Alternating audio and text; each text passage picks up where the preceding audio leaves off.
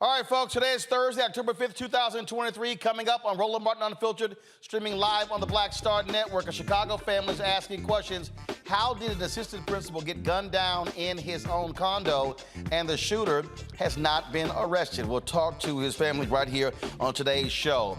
Atlanta's Fearless Fund has gotten a setback in their battle against conservative agitator Ed Bloom, who's trying to shut down black folks from being able to take advantage of economic opportunities in America. We'll talk to one of their leaders. Also, Southern University is doing its part to get black folks voting in Louisiana. Early voting ends on Saturday. We'll talk about that. Also, Alabama's Black Congressional District, the second one finally approved by the special master. We'll show you what that looks like. Also, they have arrested this person in connection with the shooting at Morgan State. We'll give you those details. Also, folks, we have been working with McDonald's on their Inspiration Celebration Gospel Tour. We'll kick things off with gospel artist Tim Bowman right here on the Black Star Network. It's time to bring the funk. Let's go. He's got it. Whatever the miss, he's on it. Whatever it is, he's got the scoop, the fact, the fine. And when it breaks, he's right on time and it's rolling. Best believe he's knowing. Putting it down from sports to news to politics. With entertainment just for kicks, he's rolling. It's on go, roll, y'all. It's rolling Martin, yeah. Rolling with rolling now. He's funk, he's fresh, he's real, the best, you know he's rolling Martin now.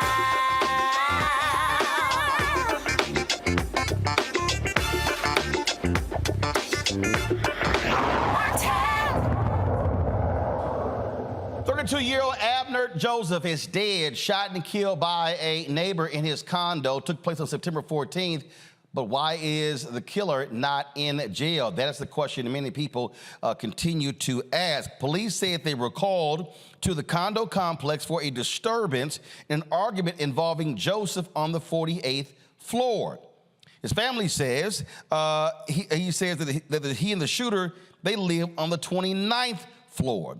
They don't know why he was on the 48th floor. A 45-year-old man, also a resident, was taken into custody for the shooting, but later released without any charges. A police report revealed that the man is a concealed carry license holder. The Cook County Medical Examiner's Office ruled the assistant principal's death a homicide, stating he died from multiple gunshot wounds. He was shot in the chest, abdomen, in the flank, armpit, and ring finger. Abnerd's brother and sister, Jay Charles and Gina Joseph, join me right now. Jay and Gina, sorry for your loss. I gotta ask again, I'm trying to understand, how does a shooting take place in a condo in Chicago and shooter not arrested, not charged? It is as if police are allowing this case just to go away. Yeah, thank you, Roland, for having us on the show. Your guess is as good as mine. We're seeking answers. We don't know how this could have happened and how my brother was murdered, like what led up to the timely death. So that's what we're on the show. That's what we're asking the state's attorney. We're asking the detective, like what actually happened. But as of right now, they said the investigation is still ongoing. Okay, investigation ongoing. Now, again, this has been 3 weeks since this took place. How long had he lived in this complex? About 14 months. 14 months. So he lived there 14 months. The shooting took place on, again, was it the 48th floor? Correct. So in this building, so both of them lived on the 29th floor. Shooting took place on the 48th. What's on the 48th? Is it like an open area? Is it a gym? Is it a club? Is it a pool up there? To y'all understanding, what's up there? That's a great question. That's a great question. We don't know. Okay, Gina, I'll just start with you. Have y'all visited this complex before? No. Okay.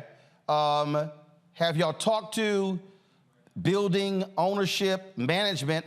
Are there videotapes tracking the floor as well? Is there anything showing what happened? To our knowledge, no. Meaning tapes don't exist, or you don't know if they've been turned over to police? Me personally, Again, I we don't. Go ahead, Jay. Again, we don't know. We've asked the detective. They said the investigation is still ongoing. So as of right now, your guess is as good as mine.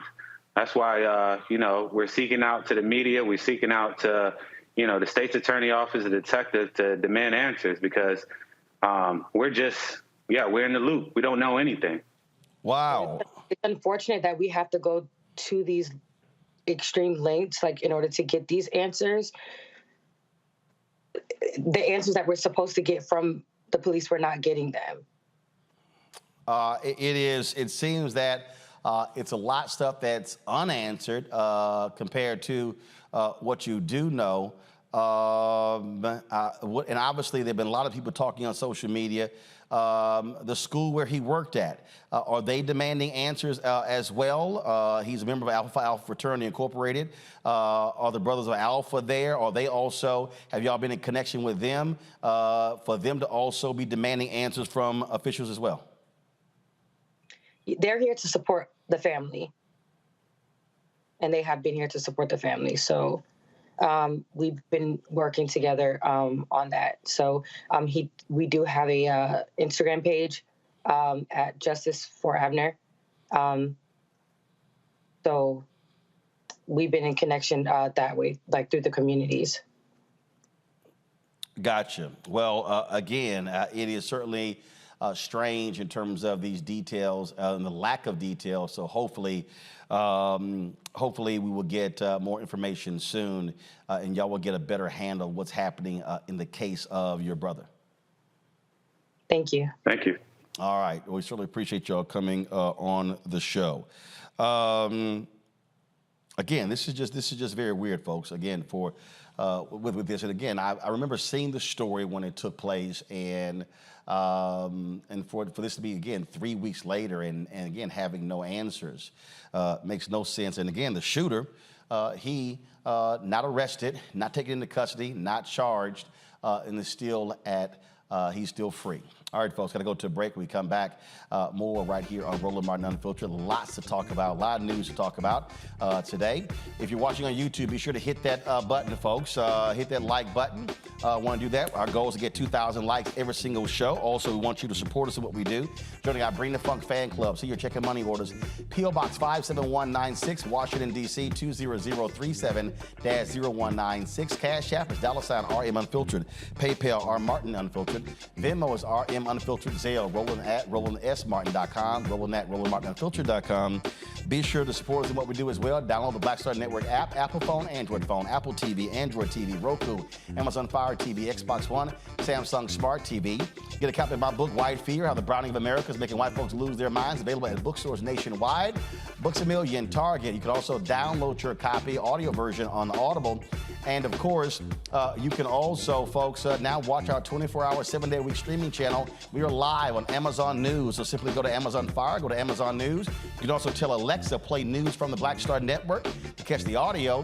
We're also on Plex TV, so you can watch us there as well. In addition to, we have added 2 new platforms, 2 new fast channels. We're on Amazon Freevee. Check us out there. And you can see us on the live TV grid of Amazon Prime Video. And so you can check the Black Star Network out on all of those programs, on those platforms right there. We'll be right back. Hatred on the streets, a horrific scene, a white nationalist rally that descended into deadly violence. White people are losing their damn minds. As an angry pro-Trump mob storms the U.S. Capitol, we're about to see the rise of what I call white minority resistance.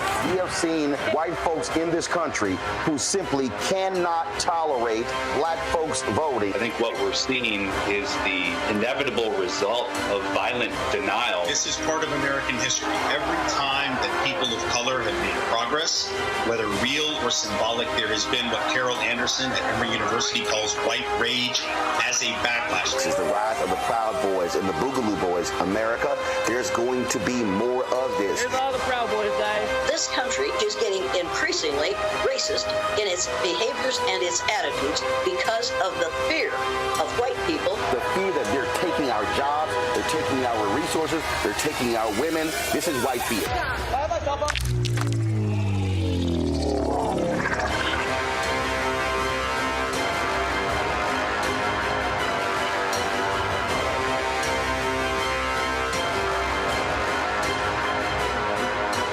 Next on the Black Table with me, Greg Carr. An hour of living history with Dr. Richard Mariba Kelsey, thinker, builder, author, and one of the most important and impactful elders in the African American community. He reflects on his full and rich life and shares his incomparable wisdom about our past, present, and future. African genius is saying that my uncle was a genius, my brother was a genius, my neighbor was a genius. I think we ought to drill that in ourselves and move ahead rather than believing that I got it. That's next on the Black Table, here on the Black Star Network. Bruce Smith, creator and executive producer of the Proud Family, Louder and Prouder, and you're watching Roland Martin Unfiltered.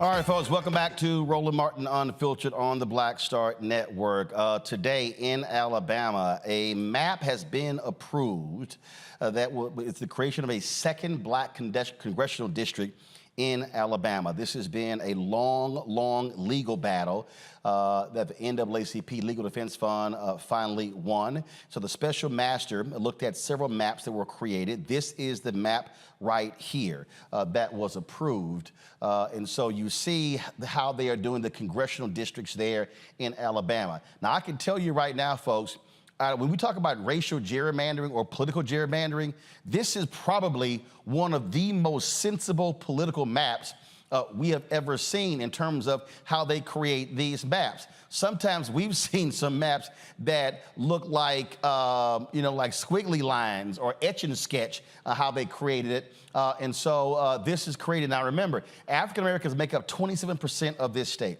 So many of them were packed into the one congressional district of Congresswoman Terry Sewell. The courts ruled that African Americans were not being treated fairly. And so what this is now going to do, so you look at the number of districts here, you can just count them, 1, 2, 3, 4, 5, 6, 7. So there are 7 congressional seats in Alabama, 6 of them Republican, 1 Democrat.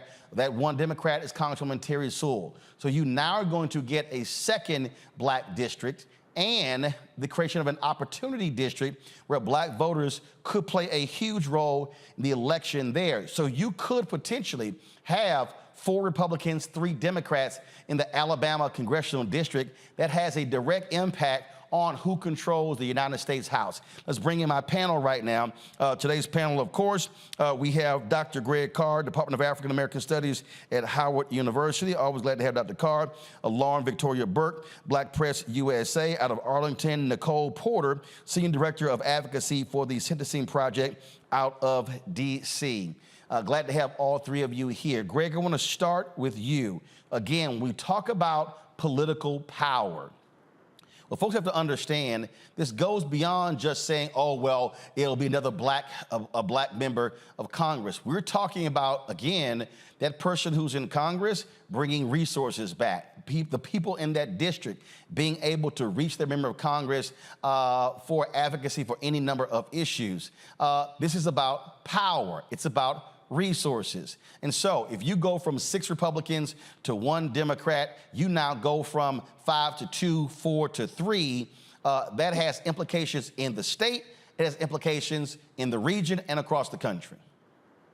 Yeah, absolutely. And as you've been covering in detail for quite some time now, Roland, this Alabama case, I think there are a couple of things at play in the overarching scheme of the legitimacy of the federal bench, particularly the Supreme Court.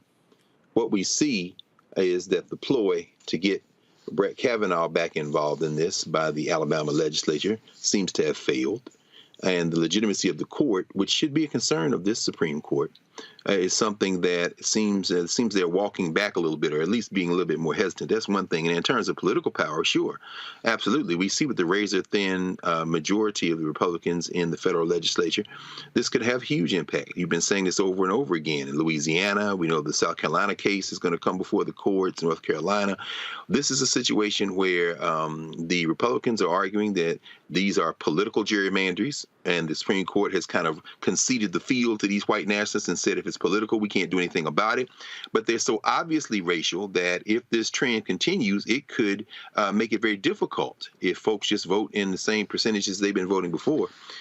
This coming election cycle, it could be difficult for the Republicans to hold the House. And so this is a major decision today for the court to pick that third map and say, no, these two districts have to look this way. You know, Cole, I remember talking to Reverend Dr. William Barber. We were talking about North Carolina and when they were battling various groups there.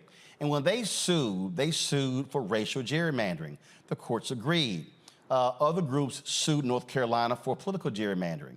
And Reverend Barber kept saying, guys, the path to victory is to look at racial gerrymandering. Well, these white progressives, their whole deal was like, well, but if we go big with political gerrymandering, and to Greg's point, what ended up happening? The U.S. Supreme Court said, hey, we don't deal with political issues. That goes up to the states. Well, if you got a Republican Supreme Court, we see what happens there. And so here's a perfect example of people talking about the South will rise again. This is where all of those black people who live in the South, who've been moving back in the South, how we can literally change the politics of the South if we're using the law, suing successfully, but also voting in significant numbers.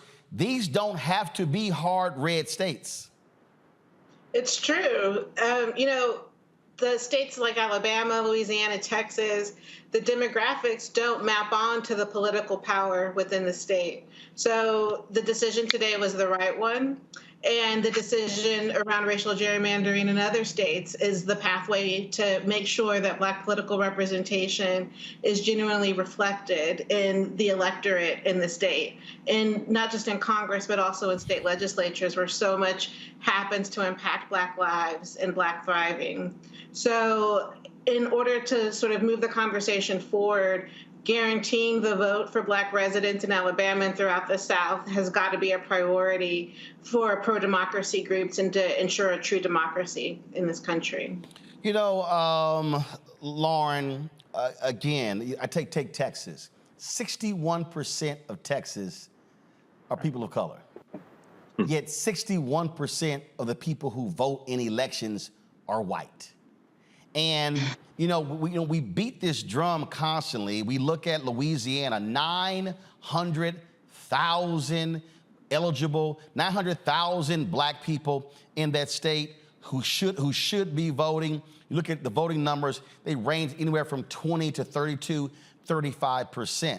And so when I hear people sit here and say, man, this voting stuff don't make no difference. Yes, you're absolutely correct. Voting doesn't make a difference when you're sitting on your ass and not doing it.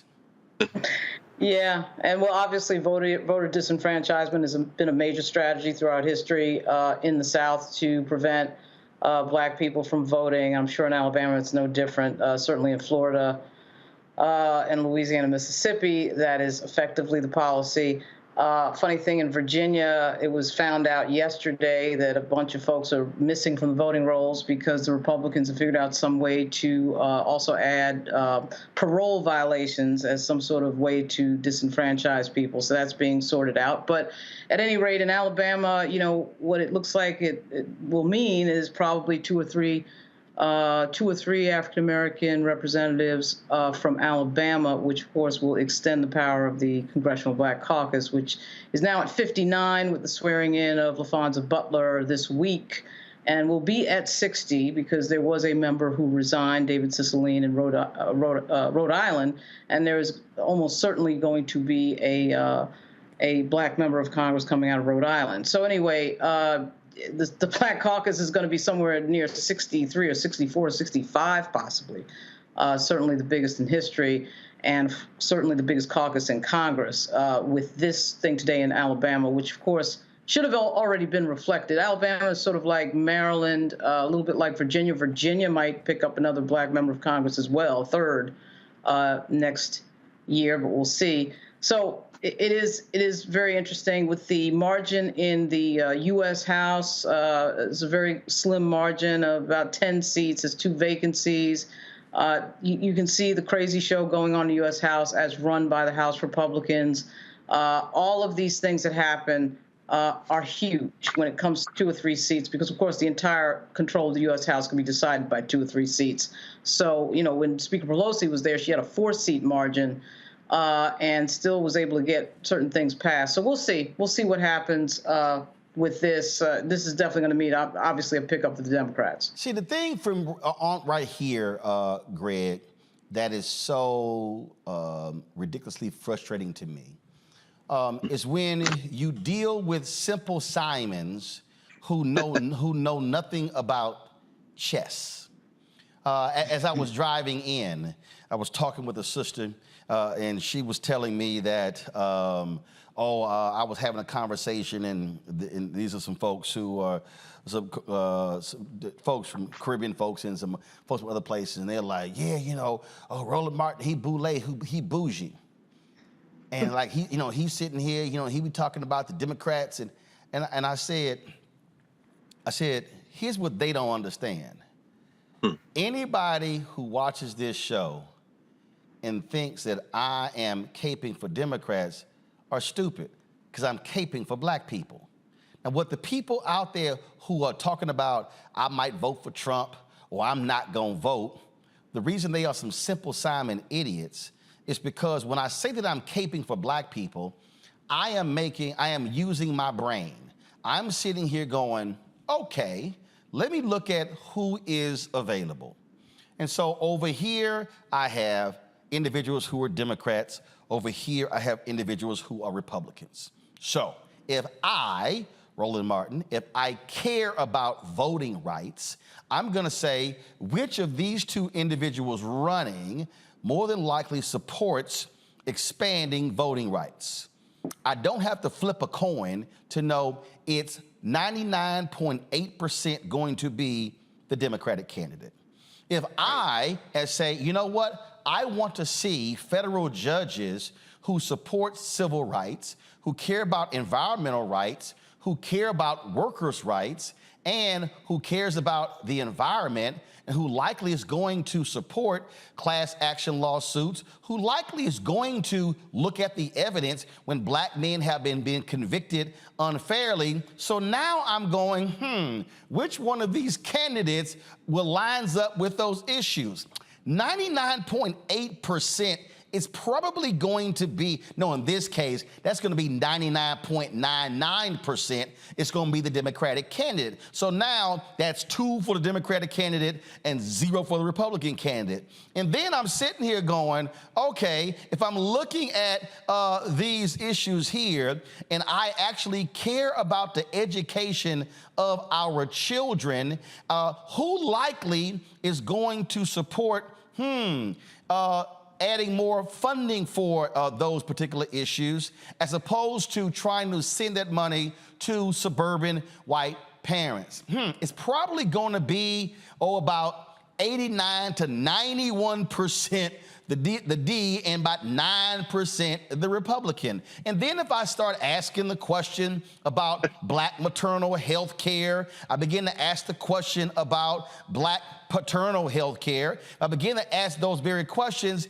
So now all of a sudden, I'm 4 and 5 issues in, and ain't 1 point put on the board for the Republican candidate. So now again, these are no candidates by name, not personality, not anybody, not anything else. I'm judging on issues. And so now, if all of a sudden I got 225 of them in the House, and I've got, let's say 52, 54 in the Senate, and I got somebody like that who's in the White House, it's a good bet that the stuff that I care about as a black person is going to be acted upon because I'm voting that way. And Who am I likely to get my phone call return and meet with if I am bringing black people to the U.S. Capitol? That's what the simple Simons don't understand when you have to make political calculations for the benefit of your community. Absolutely. At the local level, and certainly where people live and where they want policy enacted. It reminds me of something I remember last year having a conversation, and someone was having a conversation on National Public Radio, and they said that, you know, my mother is an immigrant, and she often echoes the talking points of the white nationalist, even though she herself is not white. She says, but when it's time to deal with constituent services, she always goes to her Democratic congressperson and city council person. So it's like when you start talking about constituent services and you start talking about benefits, I mean, clearly we know which party is for, or at least more for, the poor, the working class, the laboring classes, so to speak. I was in New York yesterday at the New York African Burial Ground. It was the 20th anniversary of their of the reinterment of our ancestors there.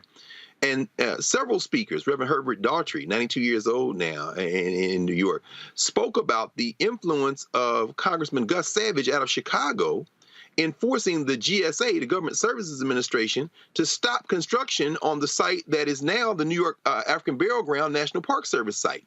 Now, I remember that. Gus Savage is from Chicago, but because of his position as in oversight in the committee of the GSA, he was able to wield outsized influence to have an impact in New York. Why am I saying that? When you look at Alabama, and you look at this new district, which isn't quite 50% black, I think it's 48.7% black, it may very well be that the kind of representative that folk in that district want might not get elected if you don't go out and vote. And if you don't flip that legislature, then you can worry about everything from attacks on the safety net, like Social Security, your health care. All of those things will come. And it's not going to just impact you locally. It's going to impact people who look like you, friends, relatives, other people you have class interests with nationwide.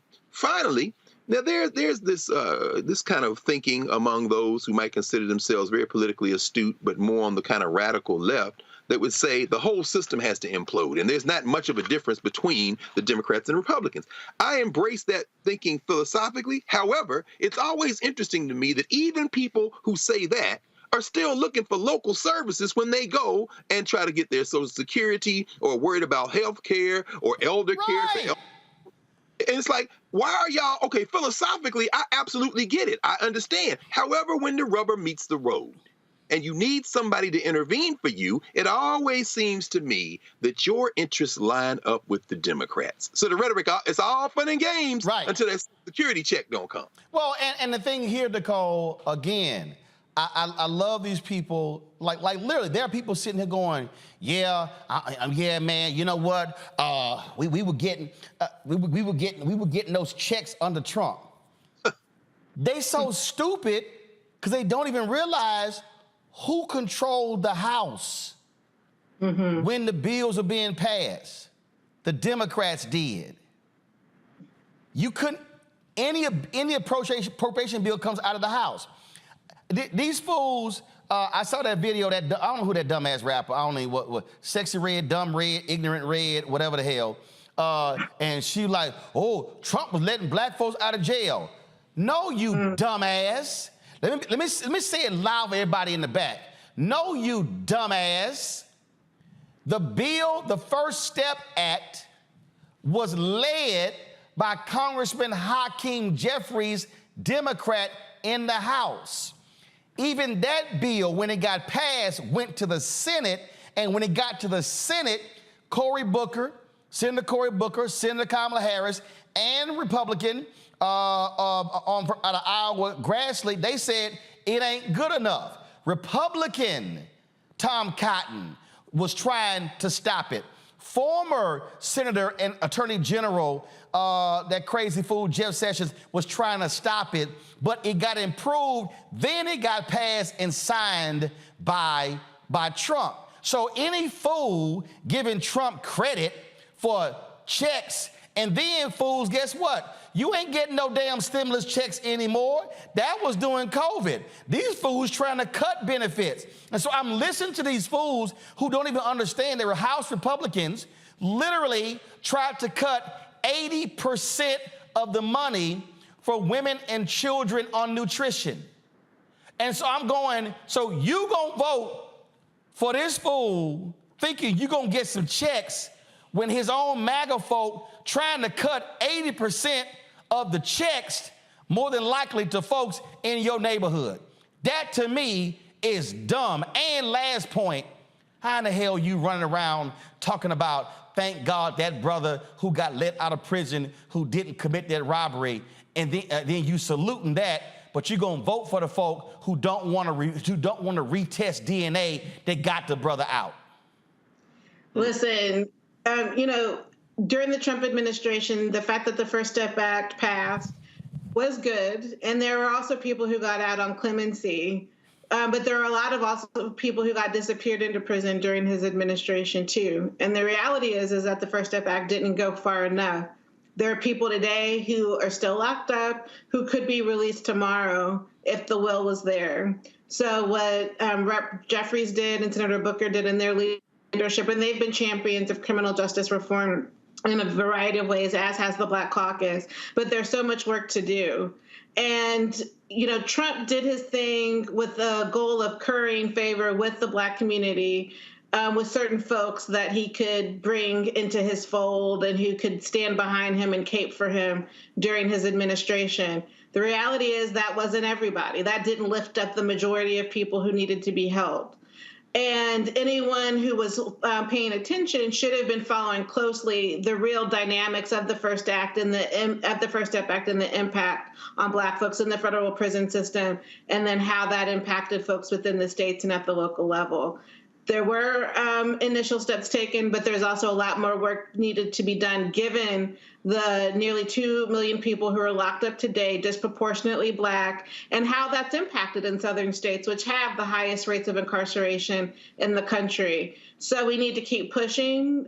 We've continued to partner with Senator Booker, Rep. Jeffries, and other members of the Black Caucus, and more work needs to be done in order to release people who don't need to be in prison today, who were disappeared over 30, 40 years ago. They could be released immediately from the federal prison system if changes were made.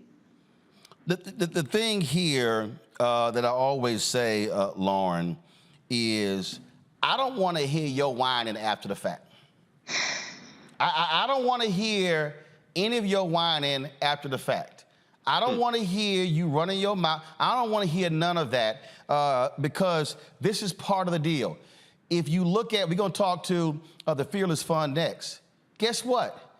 If you sat on your ass in 2016, then guess what? That's how Trump got to appoint 3 Supreme Court justices. So if you mad with their decision on affirmative action, which then Ed Bloom led, and then they were emboldened with that decision to go after the Fearless Fund, well, guess what? How did that happen? Because he was able to get in and appoint 3 Supreme Court justices. Yeah, it also happened, too, because of a great deal of misinfo and disinfo that was flooding the field in 2016. Yes. A great deal of lying to the electorate, third-party candidates, which looking like we're going to have that issue again on this cycle.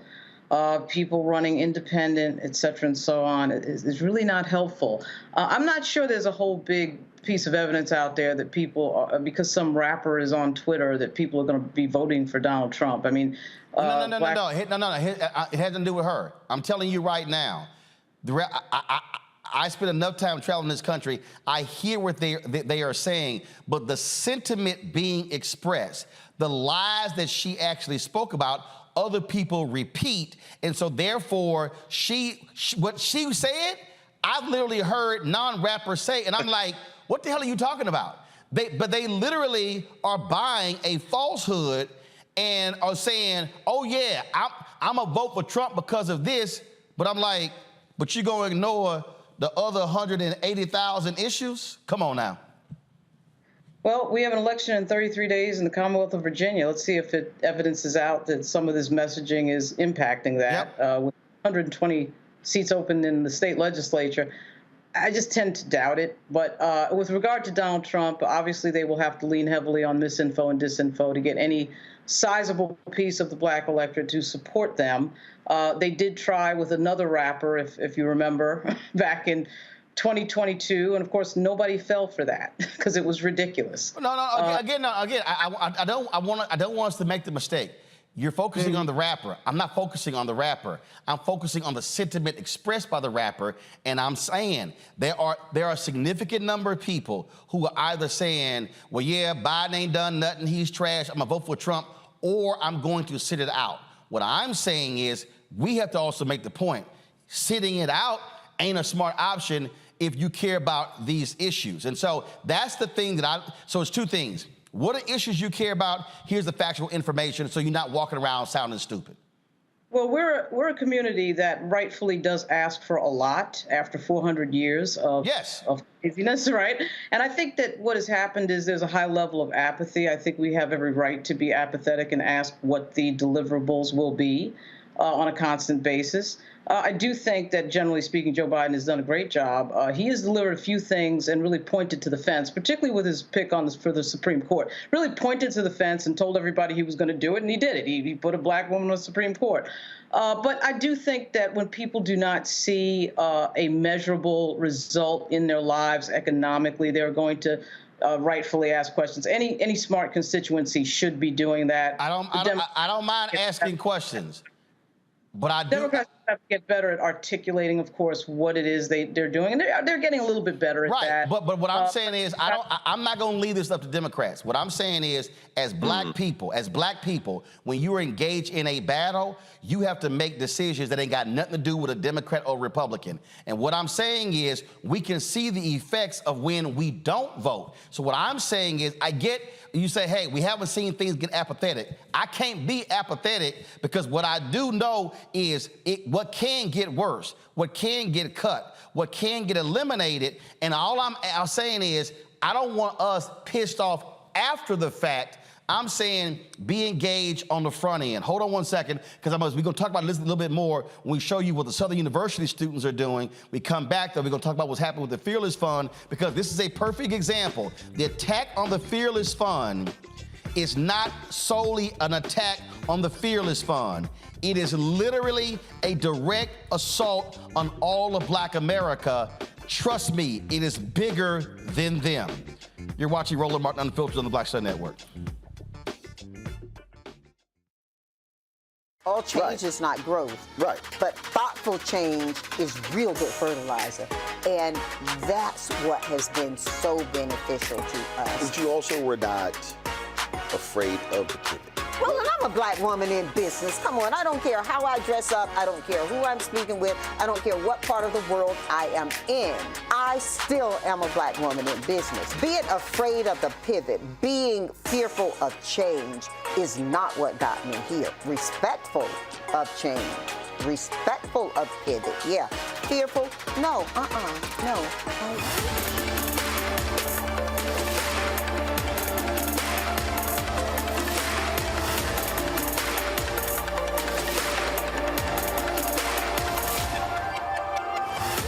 On the next A Balanced Life with me, Dr. Jackie, 2 facts that you need to be aware of.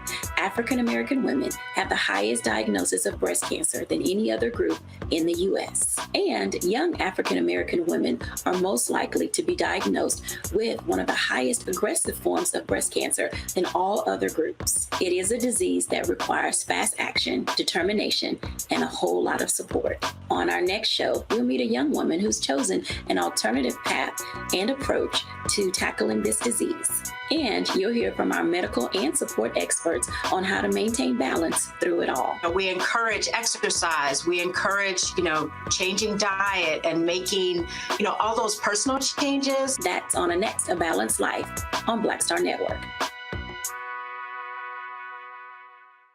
Next on The Frequency with me, Dee Barnes, the amazing Drew Dixon. She gives us the details behind the HBO documentary that shed light on the alleged sexual assaults by Russell Simmons. And we're talking about the Netflix documentary, Ladies First, right here on The Frequency on the Black Star Network.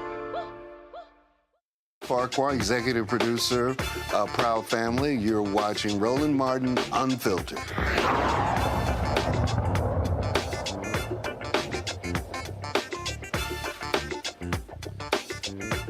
The Atlanta-based Fearless Fund continues their battle against forces who want to shut them down.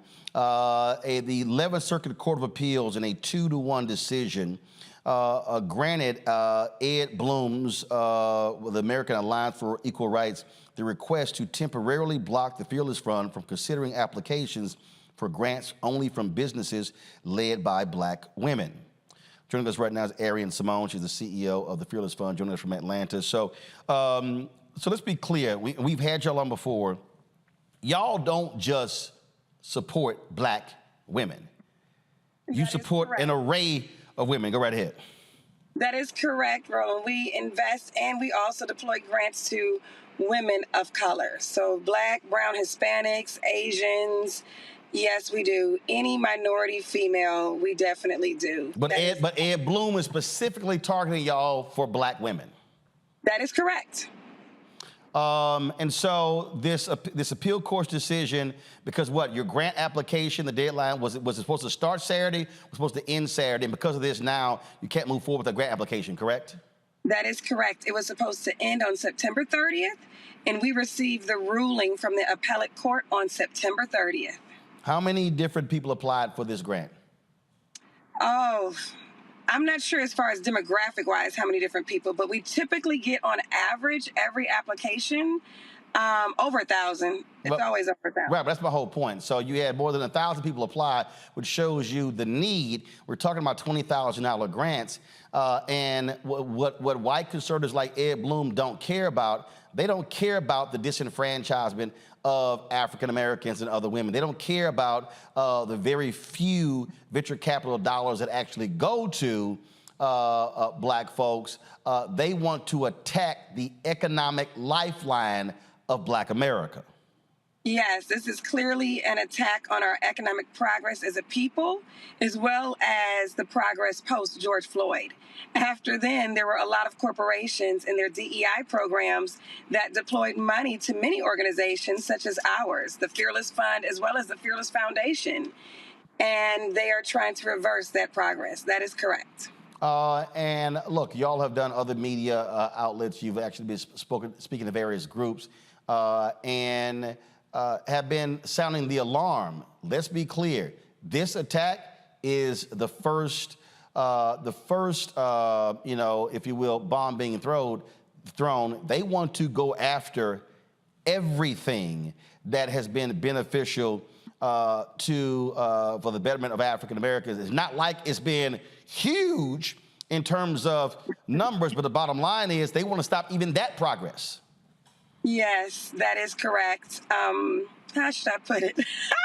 Because I'm on your Unfiltered show, I normally wouldn't say this other places, but I guess white men feel so oppressed that they feel the need to do this.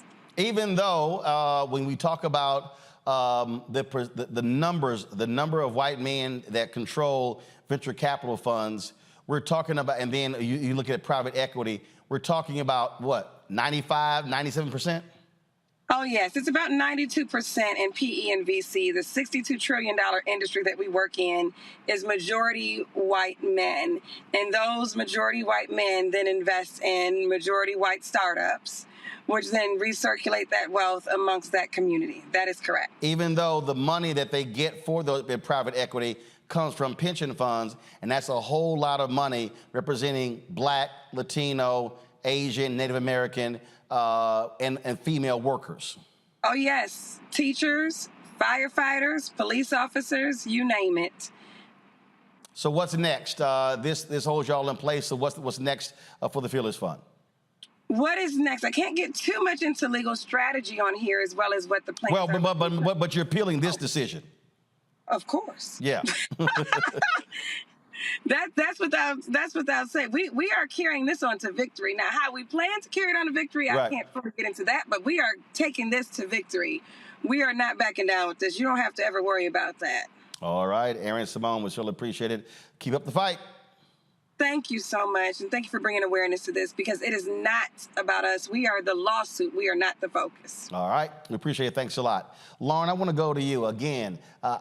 You know, we spend time on this show sounding the alarm, and we talk about this election. I remember talking about just imploring our people. They're coming after school boards. This is what's going to happen when they come after school boards. They're going to be getting rid of black teachers and black superintendents and changing the curriculum. And then what happened? A lot of people fell asleep. Moms for Liberty, they sat here and ran people. And Steve Bannon was saying, we're coming after the school boards. We're coming after the election boards. We're coming after all of that so we can control it.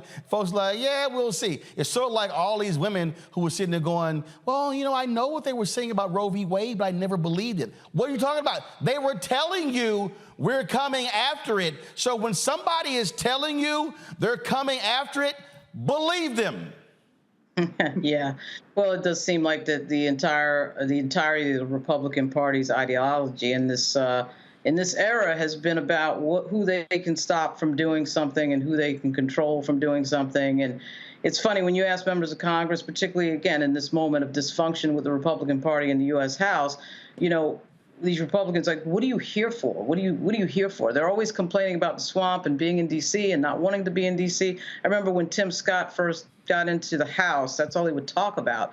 Finally, I said to him, well, why do you keep filing for re-election? Why are you here? But the entire ideology of the party, as black people in particular start to take power, as we can see, particularly on the judicial level, with these black prosecutors involved in these Trump indictments, they see that. They see the Black Caucus getting to 60 members. They see somebody like Don Scott on the precipice of being the first black speaker of the Commonwealth of Virginia. I mean, they see all of that. There's a record number of black folks, by the way, running in Virginia. I think that, frankly, to go back to something that Dr. Carr said on the show, they'd rather blow the whole thing up than to see us in charge of anything. I mean, it's sort of like they're not looking to work together or looking for some agreement on issues. And that's a sad thing, because there are a lot of things that can be agreed on that are just sort of bread and butter type things that are not particularly ideological. But instead of doing that, they want to dismantle everything before more black folks get into power. That's what I see, and certainly that was touched off by Barack Obama's election. You know what, Nicole? I don't think they want to dismantle. I think what they're trying to stop is the dismantling. I think what you're looking at here, and again, when you see the attack on affirmative action, and then when you see the attack on economics, they are going after all of the programs that are being created in law firms, in corporate America, in the fellowships, in the scholarships. Because if you cut off the financial lifeline, because then you say, guess what? These black folks can't afford to go to school. So if you have these programs that are paying for education, that are paying for internships, we target those, we can shut the access to them and makes it harder for them. They are trying to prolong the ability of their white children being able to ease into the opportunities, because it's driving them crazy. They now have to compete. Yeah, I mean, it's all in protection, all in service to the white status quo. And it's really trying to attack and undo any remedies in a post-civil rights America really triggered by Obama's election. You know, one of the most ridiculous examples of this is what's happening after marijuana reform in a handful of states. Not just decriminalizing marijuana possession, but actually creating a regulatory system for legalized marijuana and allowing people to have licenses so they can sell it legally. There's all these restrictions on who can obtain those licenses, which disproportionately impact Black residents who want to get into the legal weed market. And the people who are advantaged by the current system are white men, white venture capitalists, and other white folks who want to get licenses to legally sell weed. And the fact that in some of these states that have had decriminalization around marijuana, there's been a lot of intentionality in trying to set up the system to repair the harm and address the disproportionate impact of Blacks who've been targeted by the war on drugs, by marijuana enforcement, and allowing them to have access to the licenses.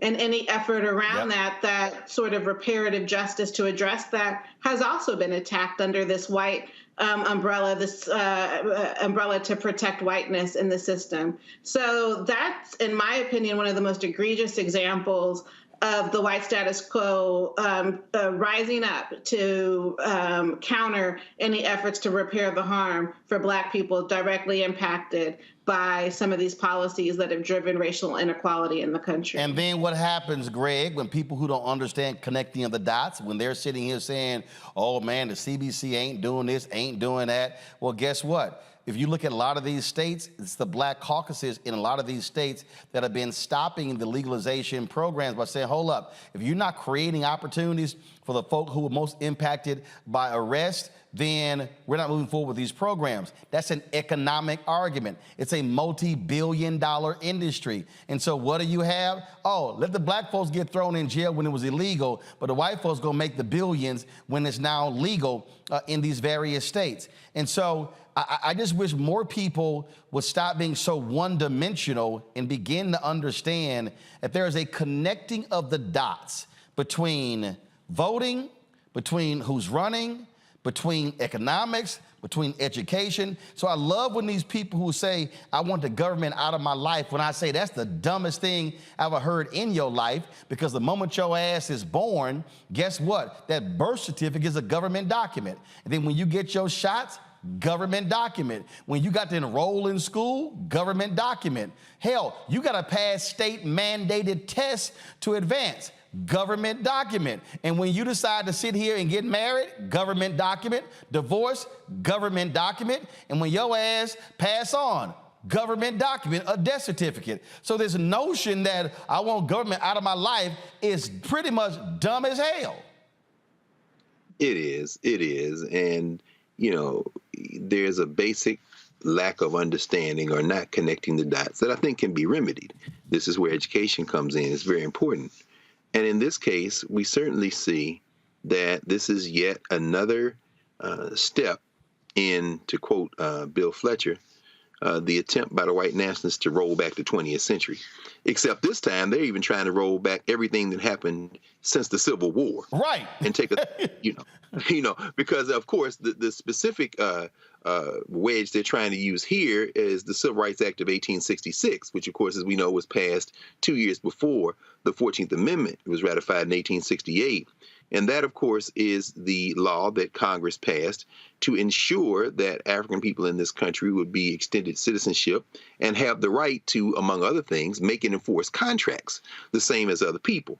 And we know that since the major victories of civil rights legislation enabling those Reconstruction amendments of the 1960s, particularly in this case, Title VII of the Civil Rights Act of 1964, which is a different law than 1981, Section 1981, these white nationalists have been hard at work, including people like Ed Bloom, to roll back the progress. Now, in this case, as we heard Sister Arian speaking, it seems that one of the legal strategies is going to be they're going to say, we're not making contracts with these grantees, we're extending them grants. Now, will that be able to be enough to pass the 11th Circuit and the Supreme Court? We'll have to see. But ultimately, what they have done is engage in what Derek Bell used to call in critical race theory, not to be confused with CRT, because people don't know what that is. Derek Bell called it colorblind constitutionalism.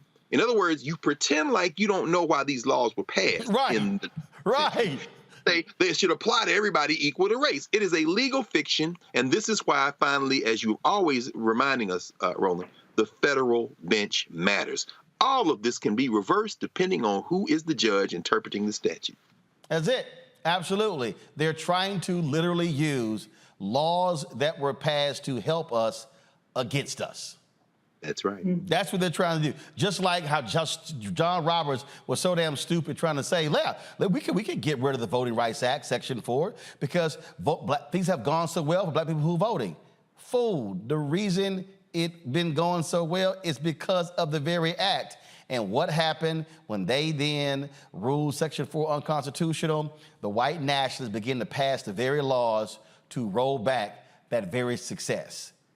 That's why it was there. They were afraid to do those things because the law prevented them from doing so. And so to everybody who's watching, understand, and I'm telling y'all right now, if you are black and you working in corporate America and you working in mainstream media, if you working in any company out there where they have created programs to increase the availability of African Americans and others in those spaces, they're coming after you.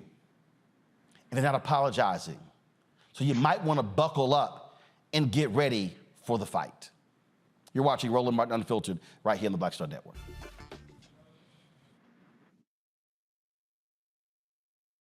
On the next Get Wealthy with me, Deborah Owens, America's Wealth Coach, we talk about the principles of mindset, strategy, and execution.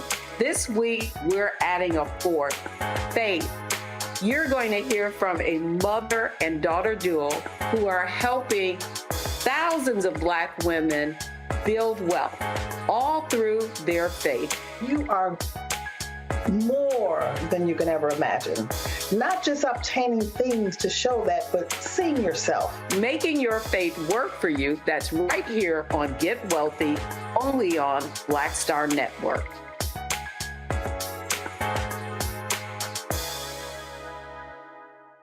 When you talk about blackness and what happens in Black culture, we're about covering these things that matter to us, speaking to our issues and concerns. This is a genuine people-powered movement. There's a lot of stuff that we're not getting. You get it, and you spread the word. We wish to plead our own cause. Too long have others spoken for us. We cannot tell our own story if we can't pay for it. This is about covering us. Invest in Black-owned media. Your dollars matter. We don't have to keep asking them to cover our stuff. So please support us in what we do, folks. We want to hit 2,000 people, $50 this month, raise $100,000. We're behind 100,000, so we want to hit that. Y'all money makes this possible.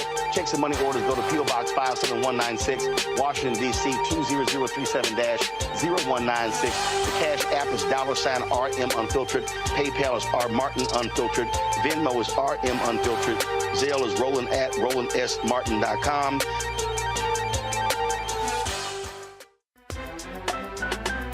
I'm Faraji Muhammad, live from LA.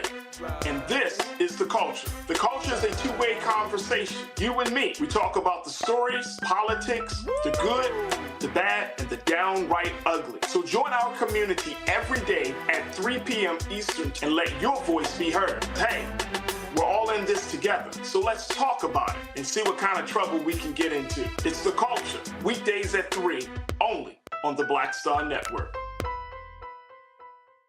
Hey, it's John Murray, the executive producer of the new Sherry Shepherd Talk Show. You're watching Roland Martin Unfiltered.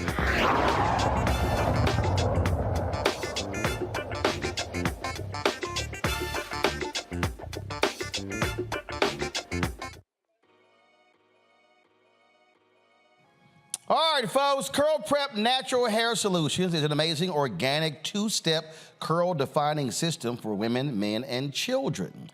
Look at this video, you can judge for yourself. People line up to see this product in action at hair shows. When they take a seat to try it, they don't believe it is their hair. You can buy the products at curlprep.com. It works on all hair types. Use the code ROLAND, R-O-L-A-N-D, lowercase letters, to get a 15% discount until October 21st. Now, it's just 2 steps, sweet butter and sweet defining gel, both at curlprep.com. And also, parents, you can remove the ouch. You will love this system because you can comb the product through your child's hair with your fingers. Seasoned Saints are loving the product as well, and the line has products that are great for twists, braids, locks, weaves, even those wigs and extensions. It's all at curlprep.com. Again, use the code ROLAND, R-O-L-A-N-D, lowercase letters, to get a 15% discount. That is until October 21st. Trust me, you will not believe it is your hair. Go to curlprep.com. I'll be right back.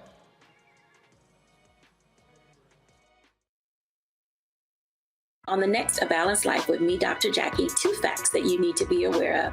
African American women have the highest diagnosis of breast cancer than any other group in the U.S. And young African American women are most likely to be diagnosed with one of the highest aggressive forms of breast cancer than all other groups. It is a disease that requires fast action, determination, and a whole lot of support. On our next show, we'll meet a young woman who's chosen an alternative path and approach to tackling this disease. And you'll hear from our medical and support experts on how to maintain balance through it all. We encourage exercise. We encourage, changing diet and making, all those personal changes. That's on the next A Balanced Life on Black Star Network. Hello, I'm Jamia Pugh. I am from Coatesville, Pennsylvania, just an hour right outside of Philadelphia. My name is Jasmine Pugh. I'm also from Coatesville, Pennsylvania. You are watching Roland Martin Unfiltered. Stay right here.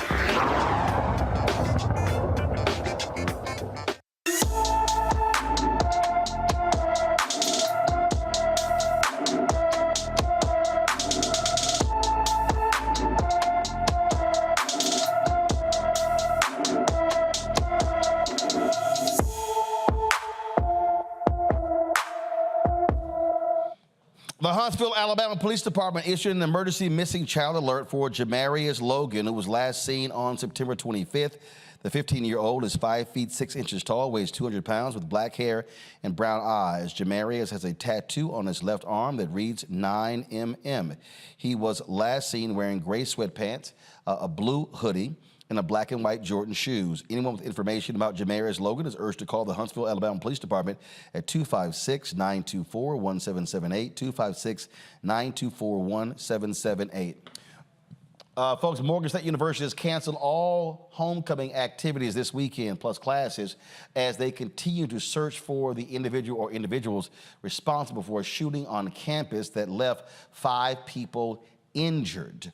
Police have released a video asking the public to help identify these individuals of interest. Investigators believe there was a dispute between 2 groups when gunfire erupted near a university dorm. At least 3 people were believed to have been armed. 4 men and 1 woman between 18 and 22 were shot and hospitalized with non-life-threatening wounds. Classes are going to resume on Monday. Now, Bowie State, they are having their homecoming as well, and so what they have done is they have increased security on their campus as a result of the shooting at Morgan State. Bowie State's police chief released a statement saying, "Our hearts go out to the Morgan State University community. We understand that law enforcement is ongoing. There's going to be an event probably every day where we have to adjust and to change. They're going to be deploying armed and unarmed officers on campus. Security teams at Bowie State also will be out on bikes and have walking beats, as well as have metal detectors and security wands at homecoming events. They also going to be upgrading their security cameras, and more lights are going to be installed in dark areas around campus." This right here clearly is the reality that our universities are going to have to deal with, Nicole. And look, this is not somehow unique to HBCUs. We've seen these shootings take place on other campuses. This is also the fact of life when you have a lot of these places where they have concealed carry and you don't even have to have permits, you don't have to go to classes anymore. There's been such an expansion of guns in this country that you just simply literally assume guns are around you everywhere you go, including restaurants. I mean, that's it. That's the problem. The fact that so many people have guns and the access to guns. You know, my line sister's son is a student at Morgan State, and I went to school in Baltimore right down the street from Morgan State. It's just outrageous that the violence has come to campus and that so many are impacted by it. I mean, kids should feel safe, at the very least, at school.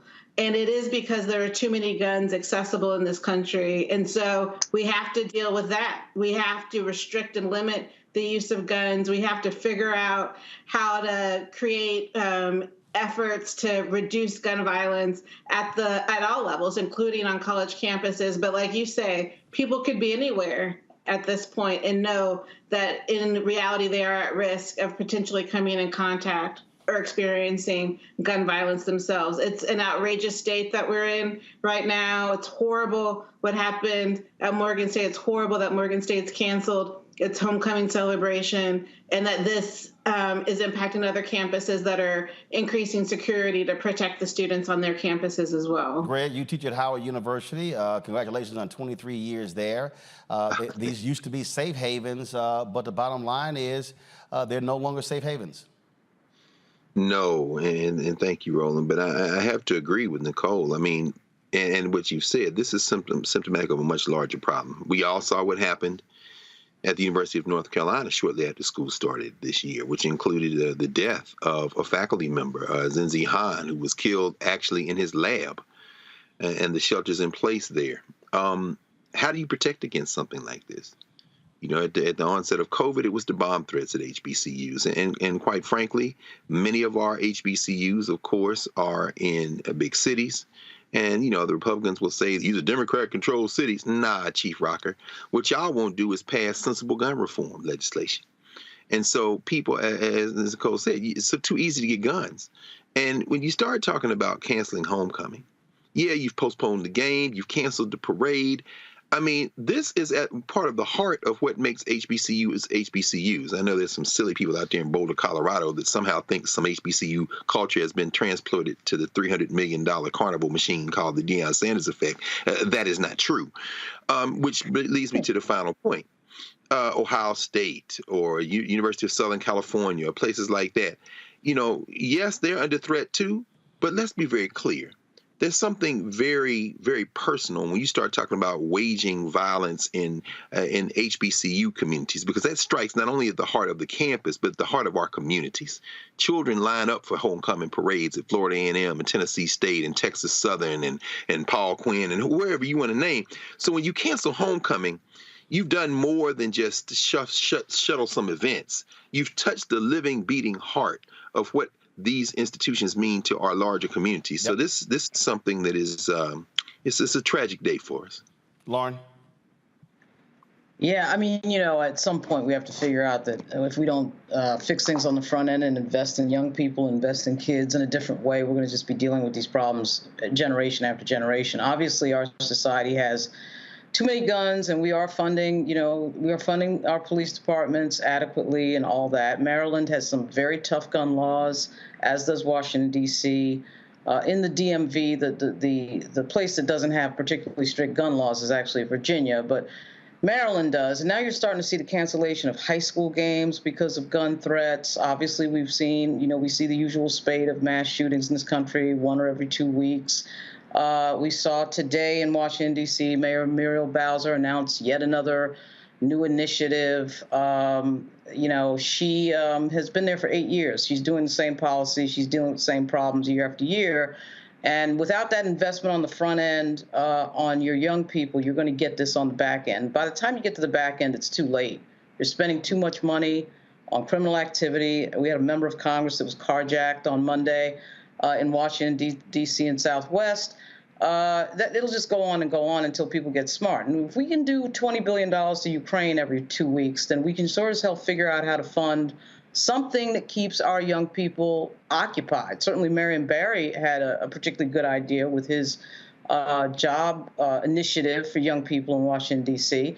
But for Maryland has some very strict gun laws. So to what Greg said, yes, we're just sort of drifting into this thing of being a society that is sort of a permanent security state. Everything is about security all the time, and there's no getting around it, particularly when you have an open campus that anybody can walk on.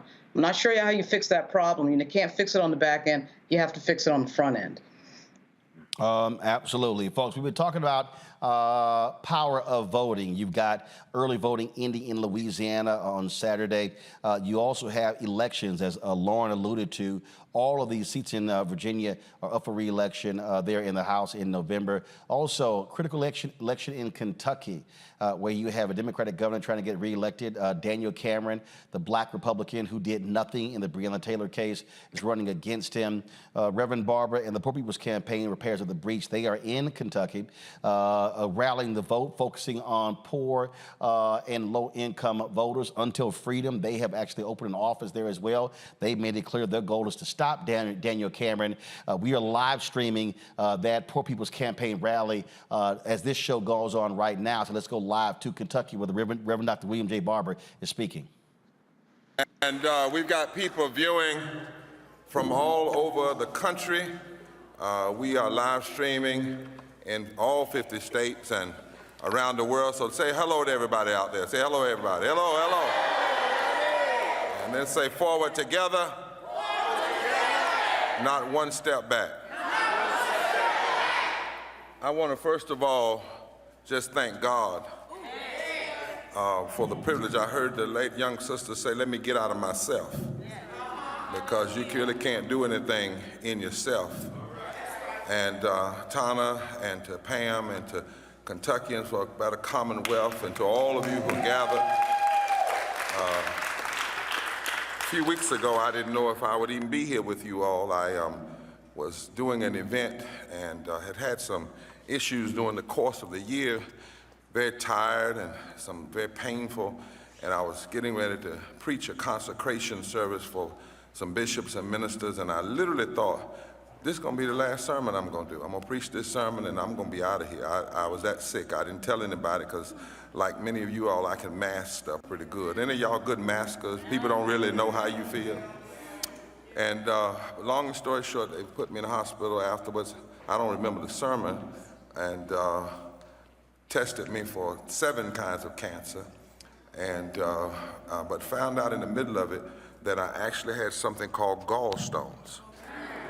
And, you know, I wouldn't wish gallstones on my enemy. And I had a very severe case. One of them was the size of a golf ball. That we didn't know that, though, until we did the surgery, had some complications because of that. What was supposed to be 45 minutes turned into a 2 hours and 45 minutes. And they had to lower my breathing from to once every 15 seconds. 4 times a minute in order to calm my body down. And, but you know what? God is good. mighty good. And we are here. I feel 110% better. I'm glad to be here. I'm here by the grace of God, but because God will supply all your need according to God's riches in glory. And then we were coming, I called Tana, I said, you know, I'm gonna try to be there next week, but it's been a season. My nephew had a near fatal accident in Georgia, 12 broken ribs, contusions in the lung, punctured lung, broken vertebrae, broken cheekbone, broken eye socket, went over in a ravine, but by the grace of God, somebody saw a little red light, and we don't know how long he was there, but by the grace of God, he went in that way Saturday before last and walked out this past Saturday. You hear what I'm saying? By the grace of God. And he's a young man. And so I'm just coming here full of knowing what God can do and being so thankful and so gracious. You know, COVID, I'm gonna get to what I want to talk about, but COVID should have taught us all that breath is something we ought not be wasting.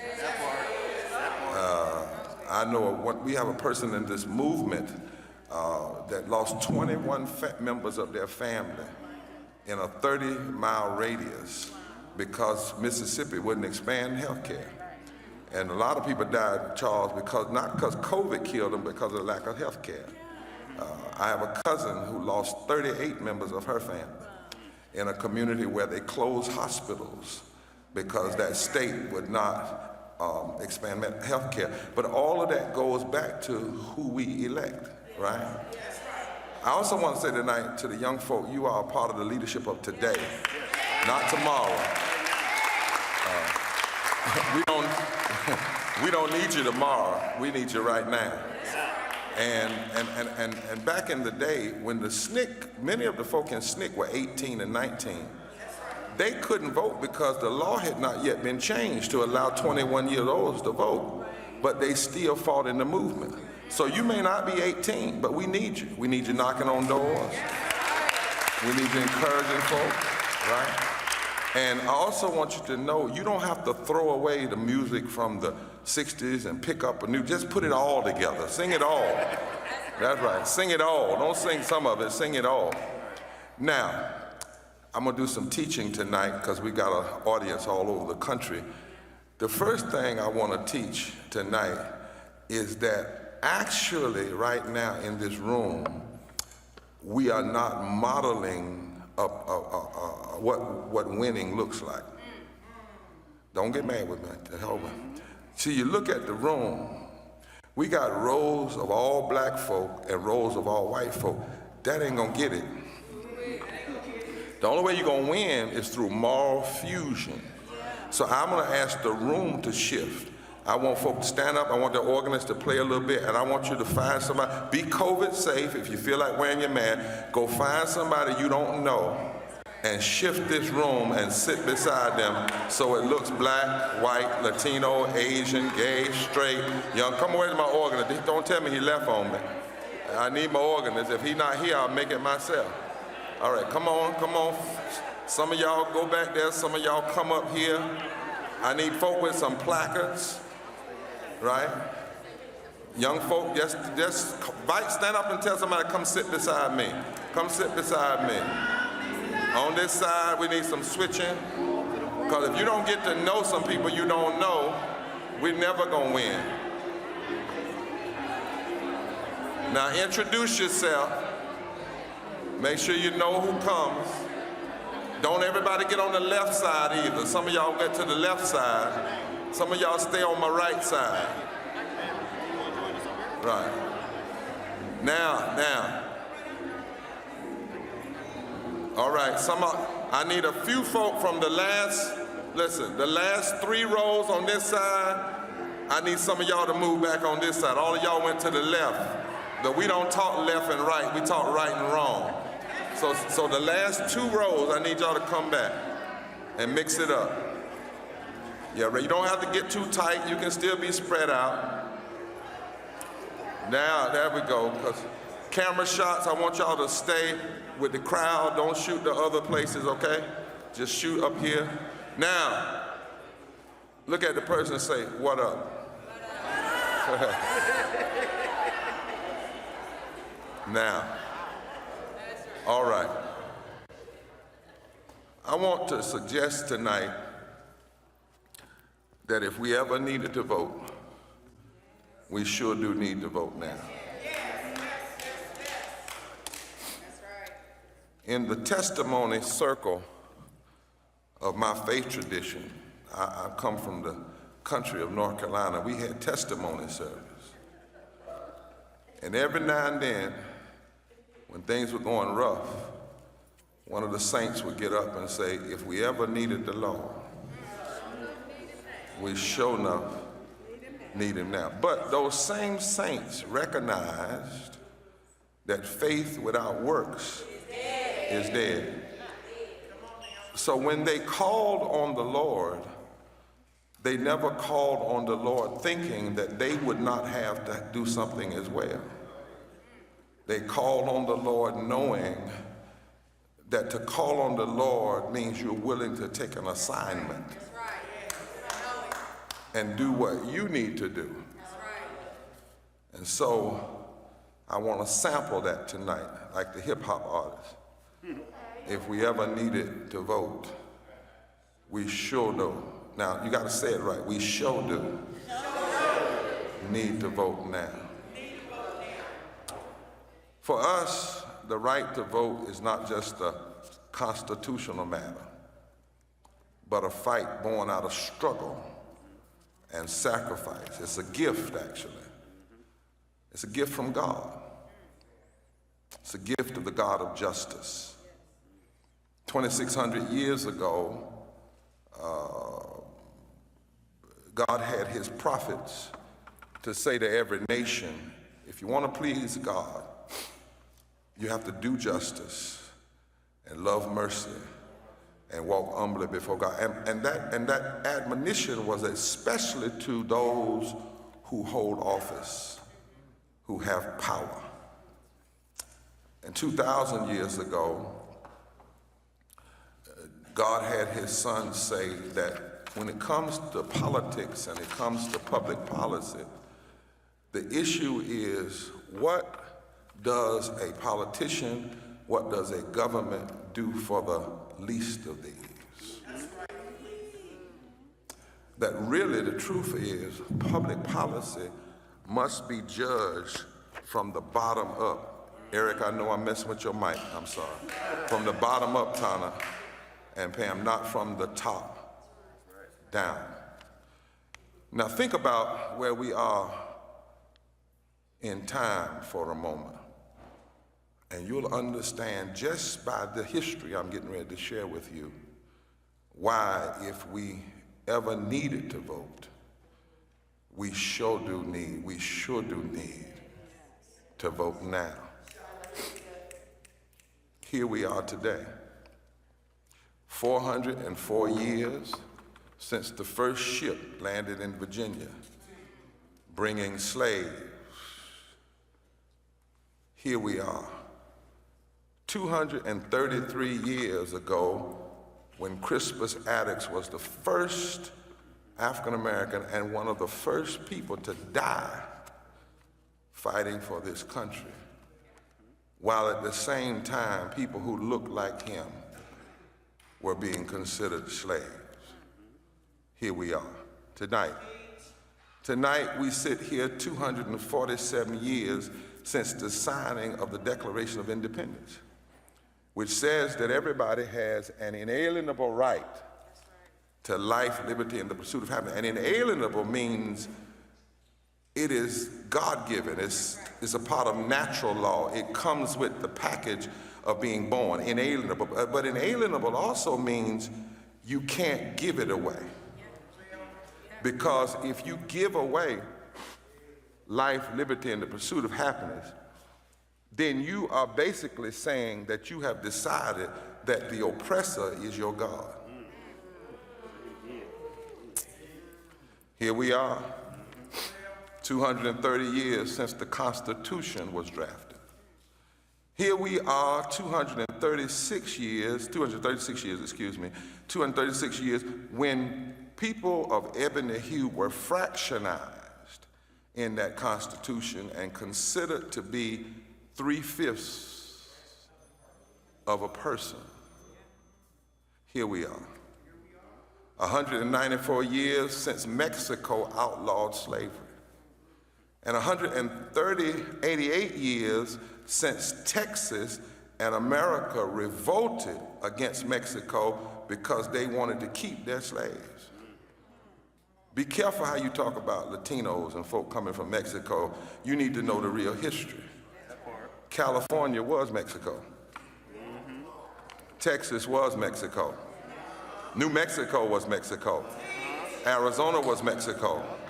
You got to know about the Louisiana Purchase. You got to know about what was stolen, because when the folk are trying to come here, they're not trying to come to our home, they're trying to come back home. They are Americans, South Americans, but still Americans. And much of the reason that they are fleeing is because of policies that America engaged in that made Guatemala and other places so bad. Here we are, 174 years since Harriet Tubman escaped slavery. And since Harriet Tubman went back to get people out of slavery, and when she did, 100 and some odd years ago, Harriet Tubman said, now, if you go with me, you gonna be free. Either one way or the other, you're gonna walk with me to Philadelphia, you're gonna walk with me to Canada, or I'm gonna use this .38 pistol and send you home, but you're not gonna go back to slavery. Yeah, that was Harriet. Here we are, somebody say, here we are. 171 years since Frederick Douglass actually delivered a 4th of July speech where he said that the celebrating independence in America was fraud, bombast, and hypocrisy until America did right by the sons and daughters of slaves. Here we are. Tonight, 160 years since the signing of the Emancipation Proclamation that did not free the slaves, freed all of the slaves in states of rebellion. So if the states had just stopped rebelling, they could have kept their slaves, but they couldn't help it. Here we are, 158 years since the end of the Civil War.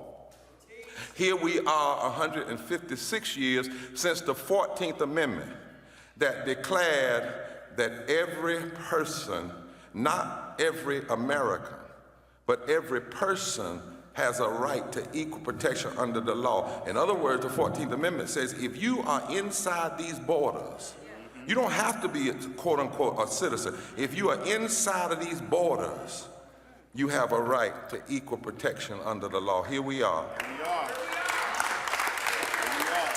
158 years since slavery was outlawed constitutionally. The 13th Amendment was passed December 6th, 1865, a day we ought to remember, December 6th. December 6th.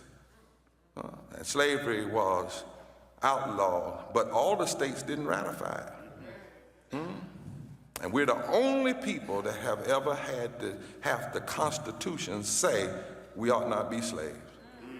Here we are 153 years since the ratification of the 15th Amendment that protected voting rights for men, black men and white men, because originally when the Constitution was written, if you were not a male who owned land, you couldn't vote.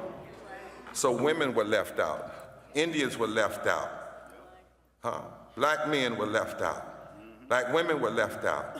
Here we are 125 years since the riots in Wilmington, North Carolina in 1898, where literally there was a coup d'etat that took over and declared that this is how we run people out of office. So when you see January 6th, you need to understand January 6th is not the first time that America has ever seen what we've saw.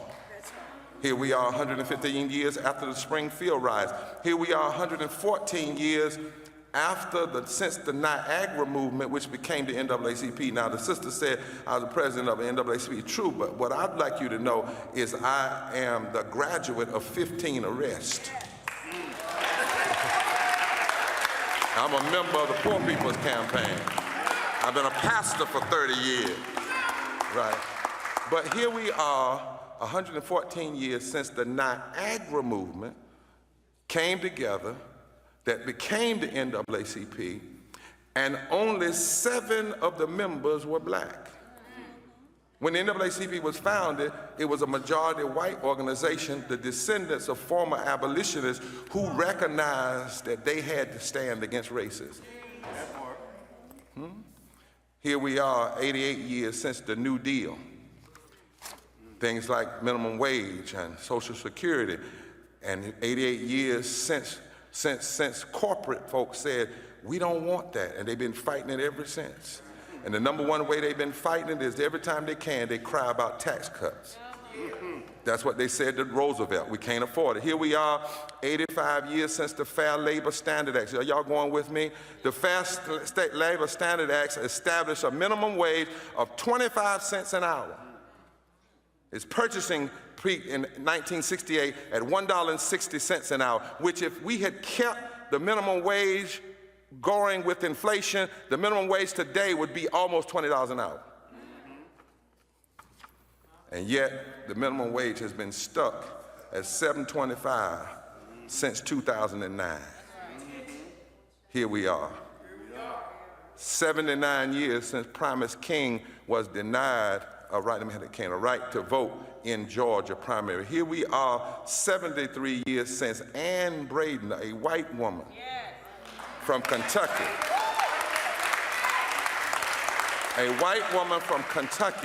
spearheaded the desegregation of hospitals in Kentucky. She got arrested in 1951. And she led a delegation of Southern white women to organize the Civil Rights Congress to Mississippi to protest the execution of Willie McGee. Don't you ever think that the only folk that have ever fought for the release and freedom and deliverance of black folk have been black folk. Here we are. 69 years since Brown versus Board of Education overturned Plessy versus Ferguson. Folks, if you want to actually see the rest of that, we are live streaming this on the Black Star Network.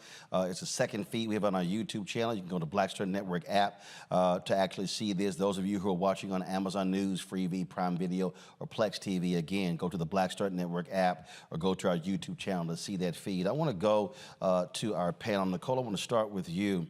One of the things that I think is critically important, and you hear, Reverend Barber does this all the time, he walks folks through the history so folk can understand that it's not about hooping and hollering and just getting folks excited. What he's doing, he's trying to teach people to understand that there's a long history here when it comes to fighting for voting rights and fighting for the issues that matter to poor and low-income folk.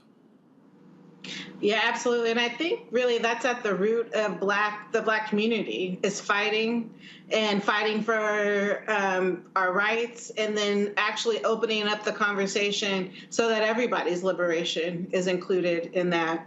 And what's really important to think about in Kentucky is that if the wrong person wins, there are going to be real impacts on the electorate, particularly the Black electorate, given the executive order that Governor Beshear issued when he got into office to expand voting rights to people with felony convictions who've completed their sentence in the state. So that's literally at risk if Cameron wins election.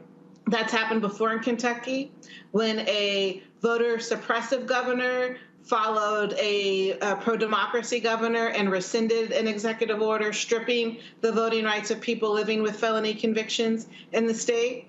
And that's literally at risk if the wrong outcome happens this fall. So the history that Reverend Barber walked his audience through and walks your audience through who are watching the live stream is a critical one. And we're actually in the midst of living history, because if the wrong outcome happens this November, that's going to have real impact on not just Kentuckians, but it's going to be moving the country in the wrong direction, given the voting rights expansions that we have to protect to sustain. You know, Lauren, there are some people who say, okay, look, and I've heard people say this, man, what Reverend Barber and those guys are doing, they're really wasting their time. Those poor white folks, they're not going to sit here and recognize that their interests economically are the same as ours.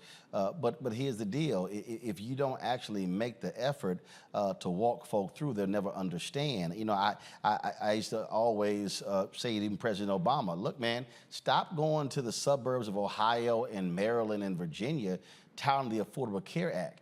Go to the brokest, whitest, sickest, reddest parts of this country and tell them I passed this law for y'all because y'all are broke and y'all sick. And then you should be asking your U.S. senators, where are you? You got a governor's race in Mississippi right now, and again, Democrats love to avoid these states. You know what?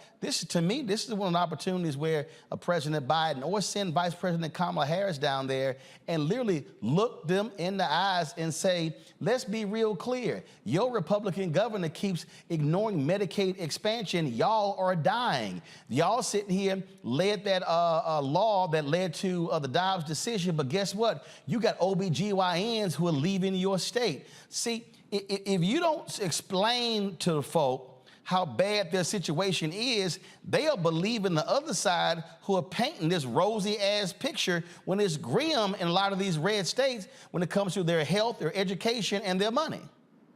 Yeah, they're still getting them with the whole Lee Atwater.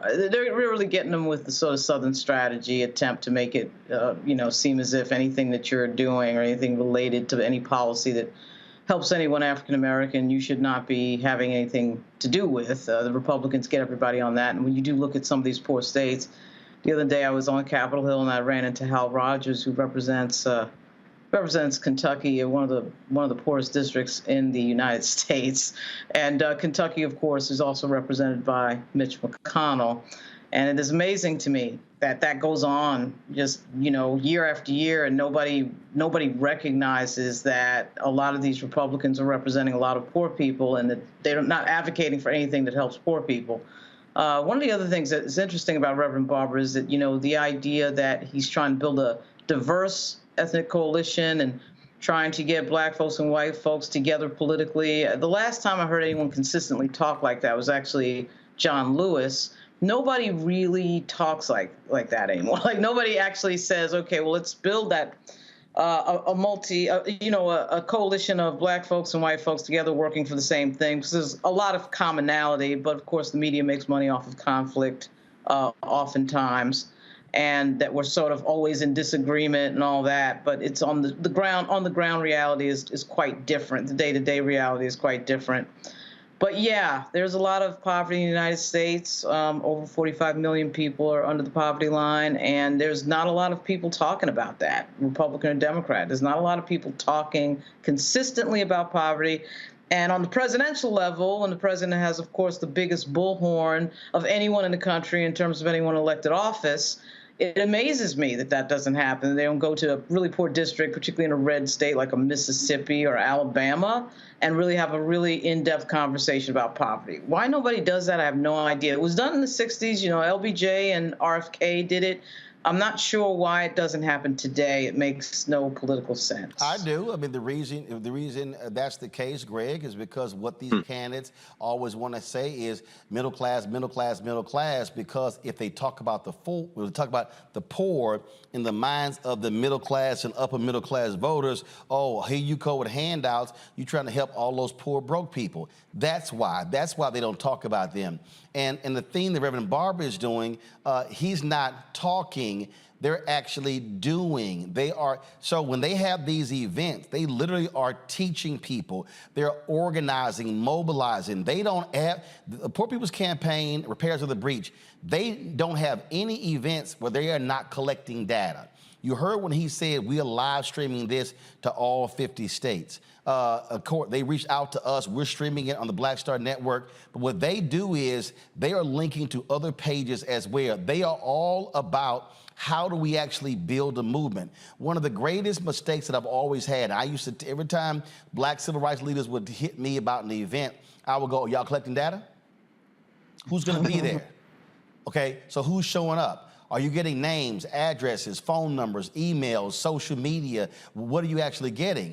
And that's always a mistake. Having an event just to have an event doesn't do anything. So if a 400 or 500 folks show up, then when you need people to move on City Hall and move on the school board and move on the county commission, you now have a database to actually build from. And so that's why I think it's crucial that what they are doing, they are truly organizing and mobilizing. They are, Roland, and that's slow work. It's difficult work. It requires you to be human in the world with other human beings. It's not sexy. And it takes full spectrum work. I mean, think about, you know, you've had Alicia Garza here on the program and to talk about the Black Futures Lab and collecting data, and that's an important piece of it. But I think about all the people who are doing work and the fact that this is a space where everyone can have time to talk. Another reason, again, why supporting this platform is so important, because the Black Star Network gives voice to this. And I'll tell you. It ain't on MSNBC, CNN, no. ABC, Fox, and they're not even showing on their digital platforms. That's right. Not only is it not on there, when you do see a William Barber sneak in and maybe give a segment, it's 5 minutes, it's 10 minutes. It's not long form. It's certainly not streaming like this. You're absolutely right. And they're not putting it on streaming platforms. And I think it speaks to the underlying challenge of movement work. Lauren, when you mentioned John Lewis, as you were talking, you said, I hadn't heard somebody speak like this since John Lewis. I thought for a minute, and at 58, I'm old enough to remember when Jesse Jackson talked like this during his presidential campaign. Mm-hmm. And I think, we all remember that. I was an 18-year-old freshman at Tennessee State when the Jackson campaign came through Nashville. And I'm sitting in the living room of a white hippie in Nashville, one of those students for Democratic Society type hippies, ponytails. And here I am, a kid from South Nashville, in North Nashville, a bunch of other black folk and white folk, man. And this kind of, that Rainbow Coalition idea, of course, birthed among other places in Chicago with the Young Lords and the Black Panthers and the Hillbillies from the north side of Chicago all together, Fred Hampton. I think that, we see that now many years later. I did a turn as advisor for the NAACP chapter at Howard, and we went down to Moral Mondays on a weekend. I'll never forget being there in Raleigh, and that's the first time I met William Barber and heard him. And I think this is what Reverend Barber represents. And this isn't to say that John Lewis or Al Sharpton or anybody else doesn't represent this. There is a combination of erudition, of study, of mastery, rhetorical mastery. I mean, we think about our brother Jeremiah Wright at the peak of his powers. And when you see that in combination with a single-minded determination not to abandon the poor, In fact, to be with folk, and not in a drive-by speech or in an auditorium, but literally day by day doing that work, that is terribly effective in the long run. Because what that does is give people not only inspiration, but it restores their memory and it gives them instruction and it allows them to give themselves power. And so I'll end with this. The fact that we were sitting there watching this and the fact that all of us, I hope, certainly I will, after we get off today, will go back and continue to watch and then go back and see the whole thing in its entirety. That is only possible because of this platform. And we do not look to commercial news, entertainment media to do that because it can't. As Lauren said, they're not in that business. Their business is profit.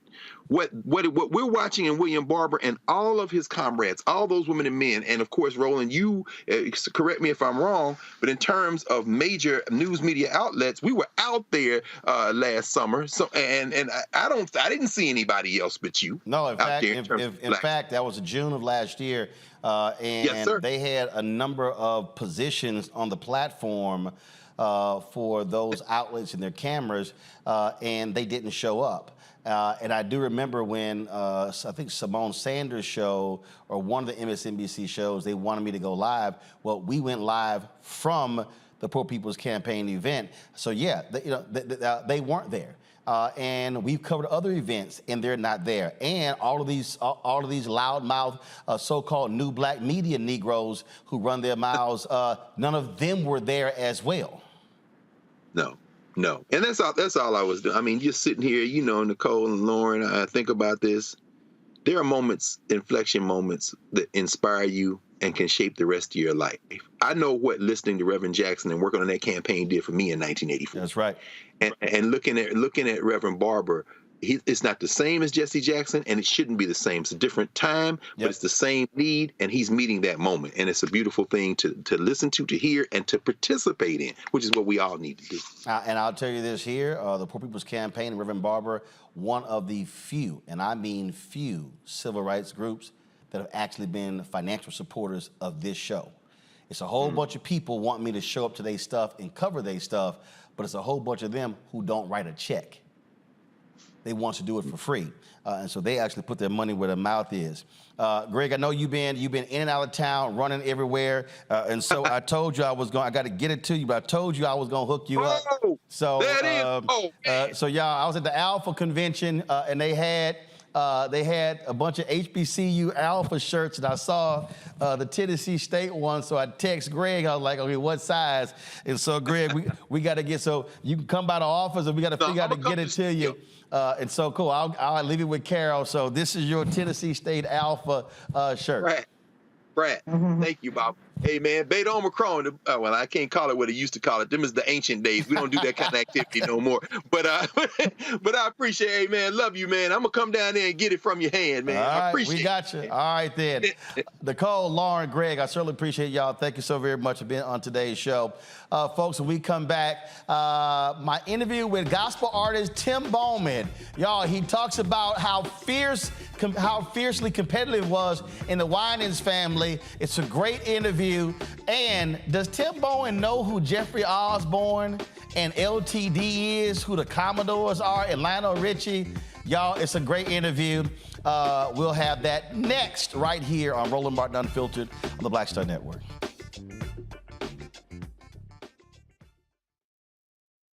Coming up next on The Frequency, right here on the Black Star Network, Shanita Hubbard. We're talking about the ride or die chick. We're breaking it down. The stereotype of the strong black woman. Some of us are operating with it as if it's a badge of honor. Like, you even hear black women like aspiring to be this ride or die chick, aspiring to be this strong black woman, so at their own expense. Next on The Frequency, right here on the Black Star Network. When you talk about blackness and what happens in black culture, we're about covering these things that matter to us, speaking to our issues and concerns. This is a genuine people-powered movement. There's a lot of stuff that we're not getting. You get it, and you spread the word. We wish to plead our own cause. Too long have others spoken for us. We cannot tell our own untold story if we can't pay for it. This is about covering us. Invest in black-owned media. Your dollars matter. We don't have to keep asking them to cover our stuff. So please support us in what we do, folks. We want to hit 2,000 people, $50 this month, raise $100,000. We're behind $100,000, so we want to hit that. Y'all money makes this possible. Check some money orders. Go to P.O. Box 57196, Washington, D.C. 20037-0196. The Cash App is $RM Unfiltered. PayPal is R Martin Unfiltered. Venmo is RM Unfiltered. Zelle is Roland at RolandSMartin.com.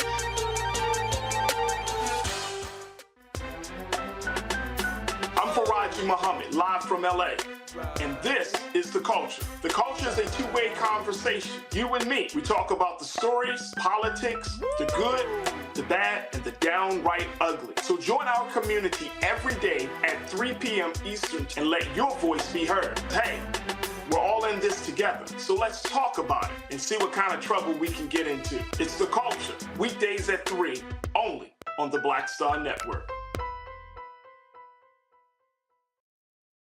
Hello, I'm Marissa Mitchell, a news anchor at Fox 5 DC. Hey, what's up? It's Tammy Roman, and you are watching Roland Martin Unfiltered.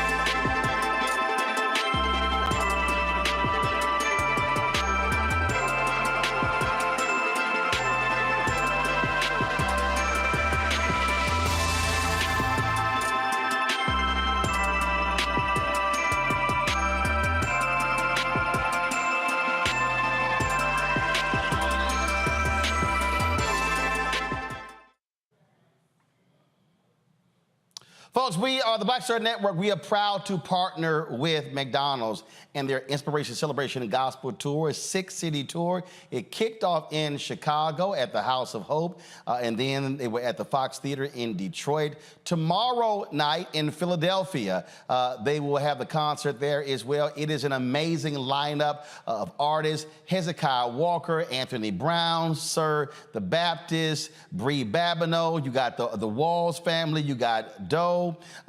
You've got, who am I missing, y'all? You got Mike Teasy.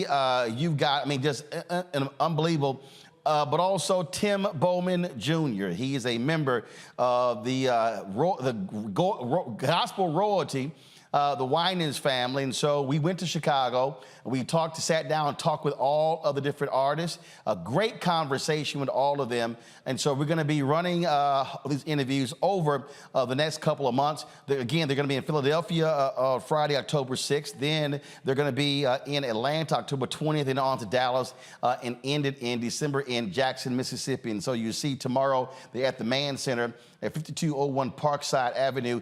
Tickets are free for this tour.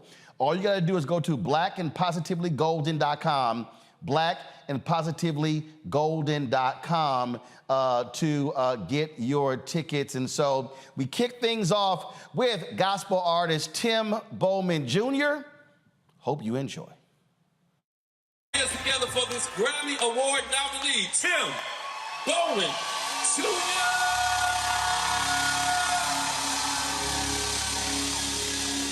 Chicago, where you at?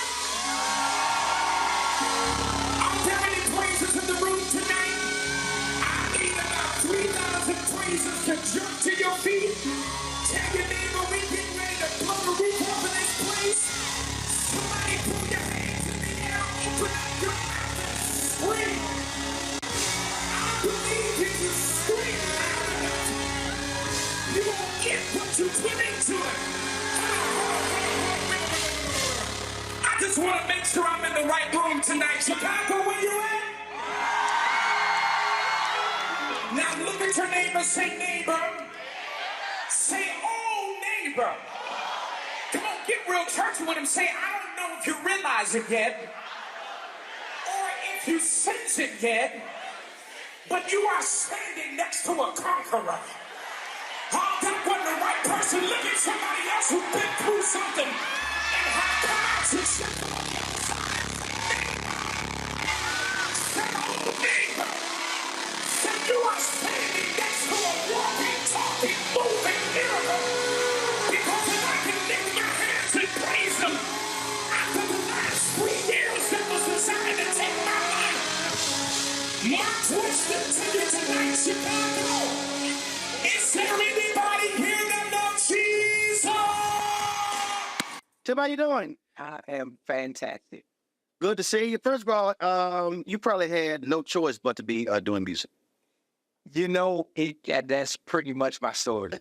But my family is, they're savages. Well, a lot of the black generation from that era, they just didn't play. Right. So, like, I'm looking at, like, I got 3 babies. Right. And it's encouraged that whether they sound good or whether they sound bad, you just say, oh, they're so cute. When I grew up, now, Becky, Martin, Cece, my dad, it was like, if it wasn't good, go back in. I can't deal with participation people. I can't. In my family, my mom, all her sisters sang, the Catholic church I grew up in, the Black Catholic church, the whole choir was our family. You couldn't sing, you played instruments. No, straight up. It was, and we didn't, it was the same thing. It's a different generation though, but. No, it's not a different generation. What is it? It's some weak adults who don't want to sit here and speak truth. I'm sorry. If you cannot sing, baby, you can't sing. Get a tambourine. Go play the trumpet, drums, guitar, saxophone, clarinet, flute, or you're going to be the note keeper. Because if you can't play instrument, look, you could carry some bags or something. No, I'm 100%, I can't deal with that. But it built who this generation is now. Like, if it wasn't for that kind of teaching that you grew up, I promise you I wouldn't be sitting here right now. Yeah, if you bad, you bad. You bad. I don't, to me, that I'm telling you, that's everything. Look, I got hired people. Man, I remember we had a show when Colin Powell passed away. Okay. And I had a booker and she was like, oh my God, that was a great show. You should bring donuts in tomorrow. I was like, you know what, of 15 people on the show, you only booked 2 of them. The other 13, I gave you the phone numbers. So it ain't like you had a great show booking guests. I'm literally sitting in front of my uncle right now. And I feel like I ain't bringing no donuts in tomorrow. Now, if we had 15 guests and you booked 13 of them, now got them. Yo, great job. But maybe she needed some encouragement. Buy your own cupcakes or donuts. I can't. No, that really does bother me because I fundamentally believe that when folk don't give you the hardcore truth, come on. When you come up against a real situation, you have a false sense of belief. Yep. And it's like, I don't understand what's going on. Well, because you really can't sing. That's good. No, and it'll make you. I'm telling you, self-awareness is so key in this business. And with the advent of social media, it's so many people, I say, that are a mile wide and an inch deep. Yeah. Kathy Hughes has a phrase, she call it, you ain't deeper than mustard on a hot dog. What? I love the thing your generation and these saying. Hey, what? But you know exactly what that means. I know exactly what it means. What that means. You ain't deeper than mustard on a hot dog. That's hilarious. But that to me, when you look at like when Get On Up came out. Okay. So that was that. So that was it was the great scene when Maceo was talking to Bobby. Okay. And he's like, Bobby, man, what you doing, man? Why? Man, go out there and make some music. And the brother who played Bobby, he said, man, listen. He said, from the moment I met James, he was meant to be out front. He said, there's nothing I could do that could put me out front. He understood that's what it is. Now, I remember calling my executive producer because he wanted me to pull back. He was like, man, you being too hard on the staff. And I was like, as soon as it came, I called him when I finished seeing the movie. I said, I can't do what you want me to do. He was like, why? I said, Exhibit A. I said, because I said, we wouldn't be talking about how tight James Brown Band was. Talk about it. And talking about the shows and how phenomenal, Mr. Dynamite and all that. I said, if he didn't understand the standard, we were here. Prince was the same way. I said, show me somebody, not the black standard, the standard. The standard. I said, And that's what makes them great. I said, now, in the moment you don't like it. I said, but somebody has to be real to truly pull the best out of you. And I just think too many people today don't want to be pushed that hard. Absolutely. I completely agree. So how do you deal with your folks when you're rehearsing, when you're taking people through, you having to hire people because or you might be saying, man, my people were tough, but then all of a sudden you go, dang, I sound just like they do. It is weird how much I resemble my uncle Marvin Winans. And I grew up saying, shout out to you, Uncle. I grew up saying he don't have to be this hard. He does not have to be this disparate because I watched him work all day at his craft. Right. Like we see him now pastoring. We see him not, but he worked. He will question you. Yeah, are you kidding me? He will. I'm sure. Hold up. We spoke at Bethune-Cookman. And again, I grew up Catholic. Man, we didn't read the Bible. We didn't know how many books were in the Bible. We couldn't tell you what was new and old. Look, we had a missalette, okay? What is a missalette?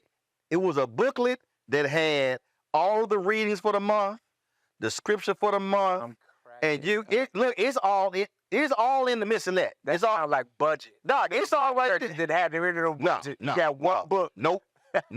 It was a monthly missalette, and every Catholic church around the country had the same missalette. Okay. Catholic church don't play. Like, we gonna be all like, you ain't freelancing out there. And so you go grow up. You ain't.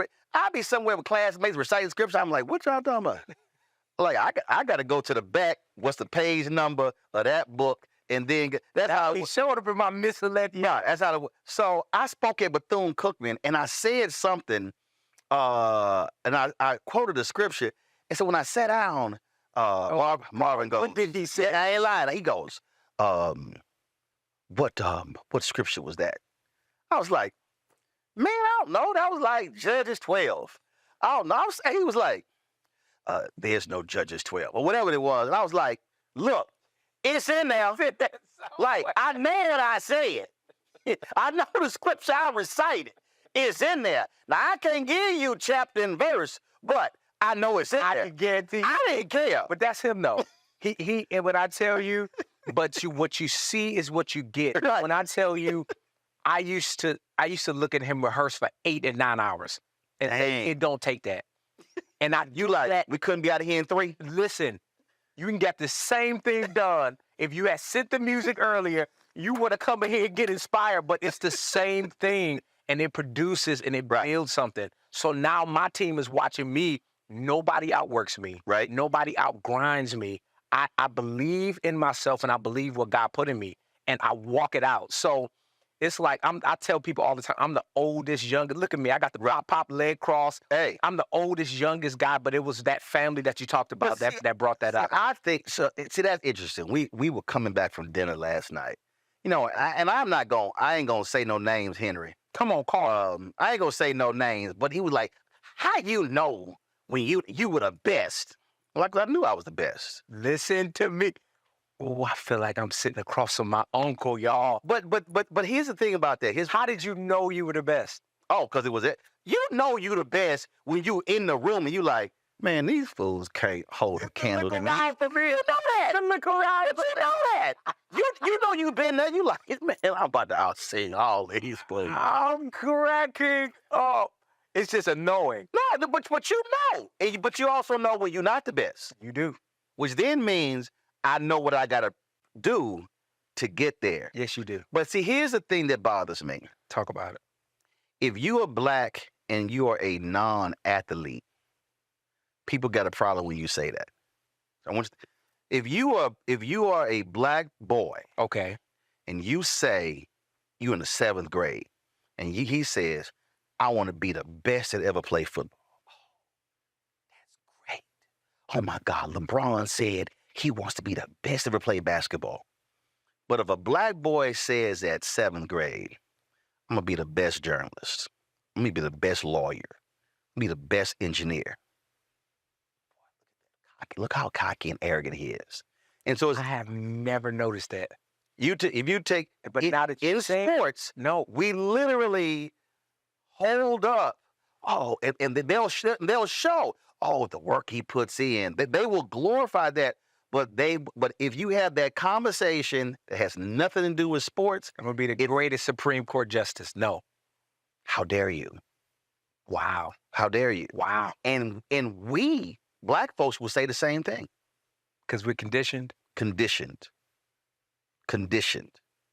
And so I think it's the hardest thing to try to talk to a young person to get them to say, no. You need to understand. I got inducted to the Hall of Fame, and somebody said, "Did you ever just envision growing up all of this would happen?"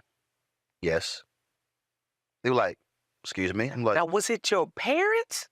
Was it like how? Because for me, it was definitely that family that you talked about. They made me know. They put a dog in me. It's like so when I'm singing, when I'm in rehearsal, it's just a awe in me. Like I thinking back.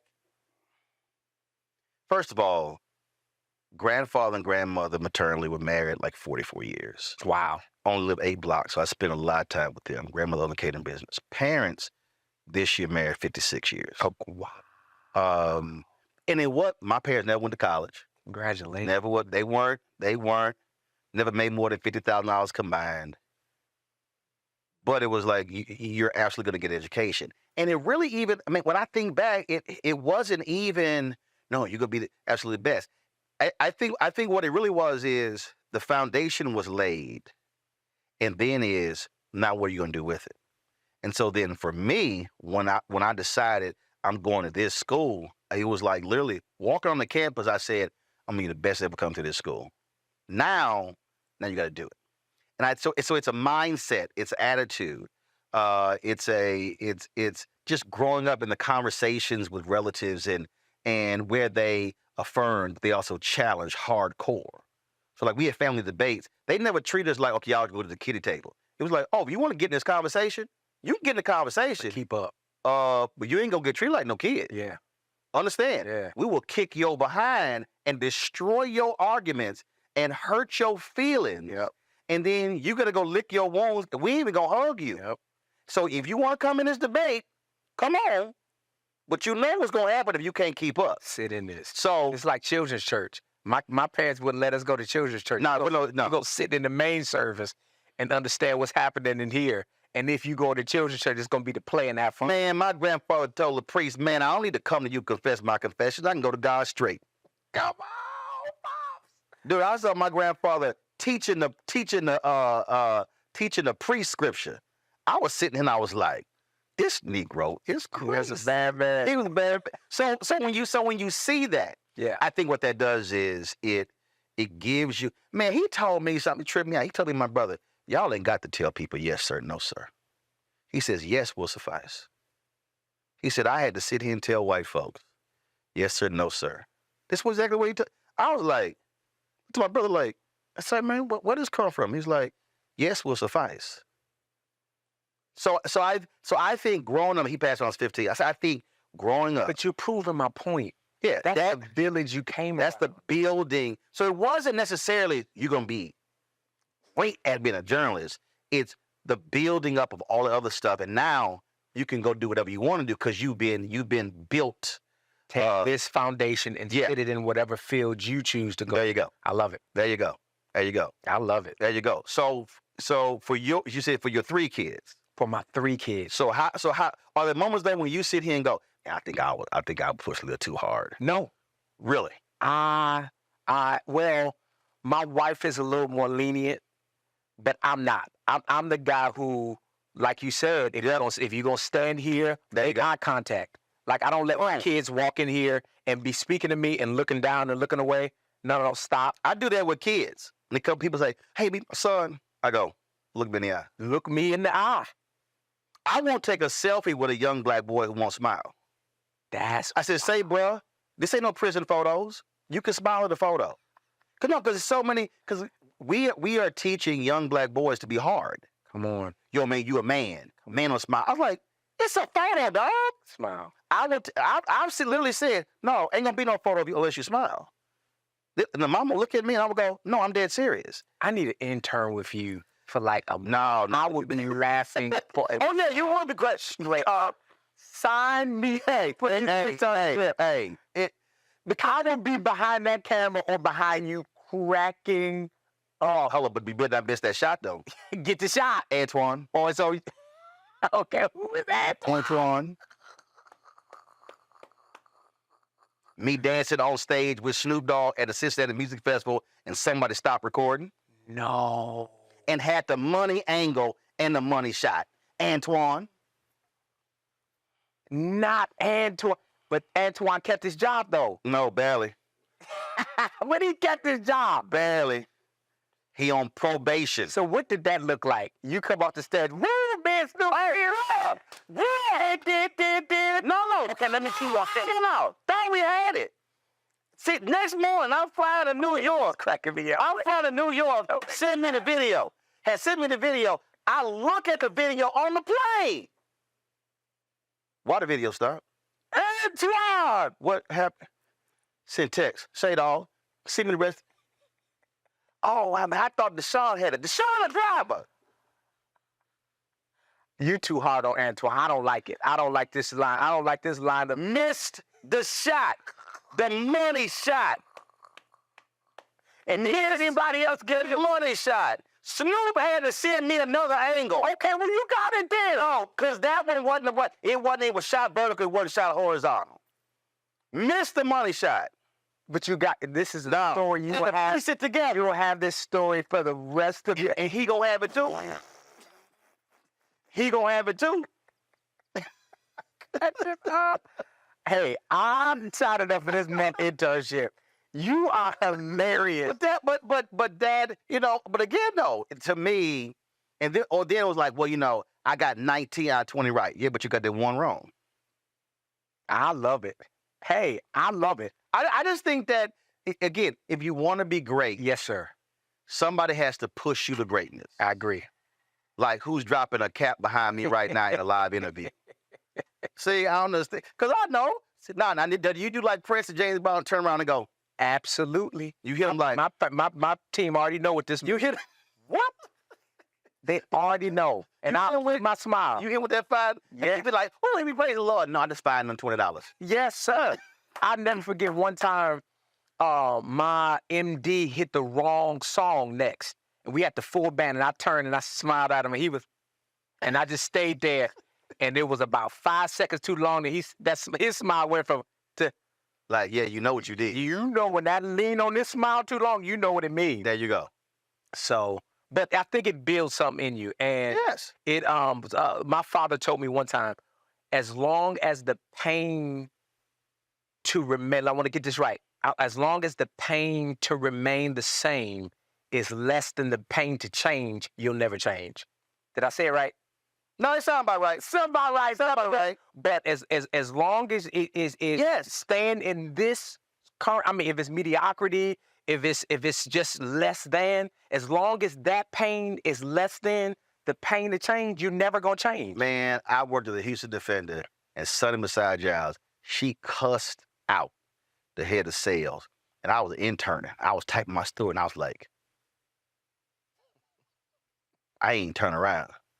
I was like, and that summer, she cussed out the managing editor, the senior editor, the head of production, and I was like, let me tell you what my goal is this whole summer.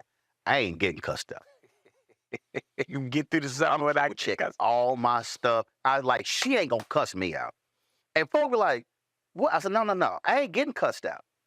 That to me is the equivalent of, no, I'm gonna have my stuff together. Got to. I'm not gonna be sloppy even one time, even give her a thought about. She ain't cussed me out that whole summer. Not one cuss. But that's one of those things that again it builds you because you say no. I'm not going to give somebody an opportunity to jack me up. I'm gonna make sure my stuff is tight, and I think you can apply that to anything. Yeah, universally. If and I think the problem with my generation and the generation coming behind me is everyone seems to be comfortable. We want to be comfortable. We want to be soothed. We want to be set. We want to feel comfort in everything that we do. And no one is a general statement, but we need more people taking big shots to get out of this pool and go swim over here by yourself. And when I say not people, somebody might say watching, oh, yeah, but people make mistakes. No, people make mistakes, but I can accept a mistake except when I told you to do something and then you did not fully do it. And now I can't accept the mistake because I told you in advance. That's the one that also gets me when you tell somebody, oh, I see what's coming. Do this to avoid this from happening, but then you forget to do it. And then it's like, yeah, but I did it 19 out of the other 20 times. Yeah, but that wasn't instruction. This one is what's screwing us up. Come on, you're teaching. Anthony. Okay, this is what did Anthony do? Man, he hit me the other day. He hit me the other day. Hey, you got to back up to that interview. My drive crashed. You mean the interview that was December 2021? You mean when I told you to dump all interviews onto another drive 3 months ago? But I dumped everything except that one. But right now we need that one. That one. See? Anthony had a lot on this, but you gave Anthony a lot of things to do. And the thing is, Anthony is the interview was almost 24 months ago. I don't like it. Guess what? I don't like this at all. Uh-huh. I don't like this. Anthony works for a living legend. Can you imagine his workload? And guess what? I bet he backing this interview up right now. He got redundancy going. If this go out, something gonna get back. Oh man, I know. The thing is, when you need that thing at that moment, that's when you need it. That's when you need it. You're talking. And that's just, I just think I just fundamentally believe that when you talk about this generation, and people get caught up. Look, I was hard on my fellow folk when I was, so they like, oh, you Gen X. So I was killing folks at the same time. Like, man, what you doing? But I just think that builds you to be great. I'm sitting here listening to you tell me how you became who you are. This is fascinating to me. And you laying out how your folk were like, you ain't gonna be sitting there mentioning my name in interviews and your stuff sloppy. But see, that's the common thread. There's a bar. I mean, and then if you talk about the scripture, it's like when Christians make concession for living any kind of way, it's like we press towards the mark. What is the mark? The high calling which is in Christ Jesus. So I gotta know how the standards that Jesus set. Now, not religious, because people will try to put religion on you. I'm talking about spirituality. Right. That's the mark. Right. And I'm sitting here listening to you, and the common thread that I'm hearing, I promise you, I'm just meeting you for the first time, and you feel like my uncle. But it's a common thread that all of the greats tend to have, and it's an insatiable appetite for greatness and to be above average. So it's like, this is fascinating to me. Okay, so you just mentioned greatness. Someone said once, people remember those who are great, not those who are mediocre. I disagree. We remember those who are mediocre. Absolutely. Think about all the people who were first-round draft picks who were bust. Yes. They will forever be associated with being bust. That's mediocrity. There's one from Duke that's coming to mind right now. Yeah, I know exactly who I'm talking about. But that's and I think people forget that, no. If you're mediocre, they'll remember mediocre. Yeah. That is an amazing point. Absolutely. And I just think that a lot of people don't think about that. But then you ask yourself the question, what do you want to be remembered for? And I think it then still goes back to what you talked about earlier, which is a standard, a bar. You have to have some level that you refuse to let people bring you under. Yep. I'm talking about, because what makes people is how people live their lives when no one is watching. Yep. That's the thing so I'm sitting here watching. I mean, you clean, you got the cocaine white on with you clean, not a hair out of place, got the jewelry. That's not for this. This is a reflection of what you do when nobody is watching you. Yeah. And you think about that. You literally think about it. When people, I kind of know what I think the answer is going to be. When somebody comes up to you and they say, Tim, I want you to be my mentor. What do you say? It's probably a churchy answer, but I don't like people. We get into mentorship and then you then start questioning if I'm your mentor when you don't like what I say. So you need to get a clear First of all, I would have to know that I'm your mentor. But if I'm like, okay, I can kind of see, what did God say? Okay. What did God say? Because I'm actually in a situation like that now, where I told somebody to go home. My assistant is in the corner cracking up because she was in that meeting. I said, go home, because I gave them instructions. Right. They keep saying they need to recheck with God every instruction I give. I said, that's not how this works. Right. God tell you I'm your mentor or I'm not. If he told you that up front, sit down and do what I told you to do. Right. And trust that I'm not going to mismanage you. If I mismanage you, it ain't your bill. It's God's bill. So I tell most people no. They come to me, want you my mentor? No, I don't know you. I ain't never met you. But I do use the biblical model. Moses picked Jonathan. Elijah, what did he say to Elisha? So what I explain to people is, mentees don't pick mentors. Mentors pick mentees. I need to see something in you that I'm willing to invest in. Somebody put this man in B flat. And I need an organ in here. I need to, somebody get, that's good. I'm using it, and I will not be giving you credit for it. It's all good. Okay. It's all good. Now, I may give you credit the first time. It's all good. It's already on tape, so we good. We got the footage. We got the footage. No, Anthony recorded. We may not have this footage. We may not have this footage. But straight up, that's what I do. That's good. That's what I do, because most people, and I'm like, I don't know you. I ain't never seen you work. That's good. I don't know your work ethic. I got to see something in you to want to put something in you. And so I think when you talk about your uncles and aunts, whatever, it's probably other folk in your family who were singing, but weren't really that, who did have other stuff with it. When I tell you, I'm talking about they would take a Ginsu knife and could go up one side and come down the other. I'm talking about Band-Aids in all, because we used to have a Christmas competition, and the winner won $5,000. You had the singles competition and the group competition. Are you sick? Yes, they gave $10,000. About 700 of y'all. Yeah, there's a lot of So, yeah. But if you got up there, voice cracking, mouth dry, what? Literally, you was contemplating going to run and try. Apollo ain't got nothing. What? Don't you ever get up here and sing again. Sound a mess. Now, go on. Go heat me up some leftovers and bring it back for me.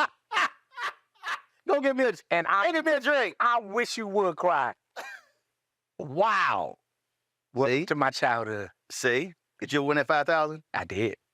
Several times. Several times. I did. There you go. And that's why you sitting here today. Yes, sir. Appreciate it, man. You too. Great chat. You too, sir.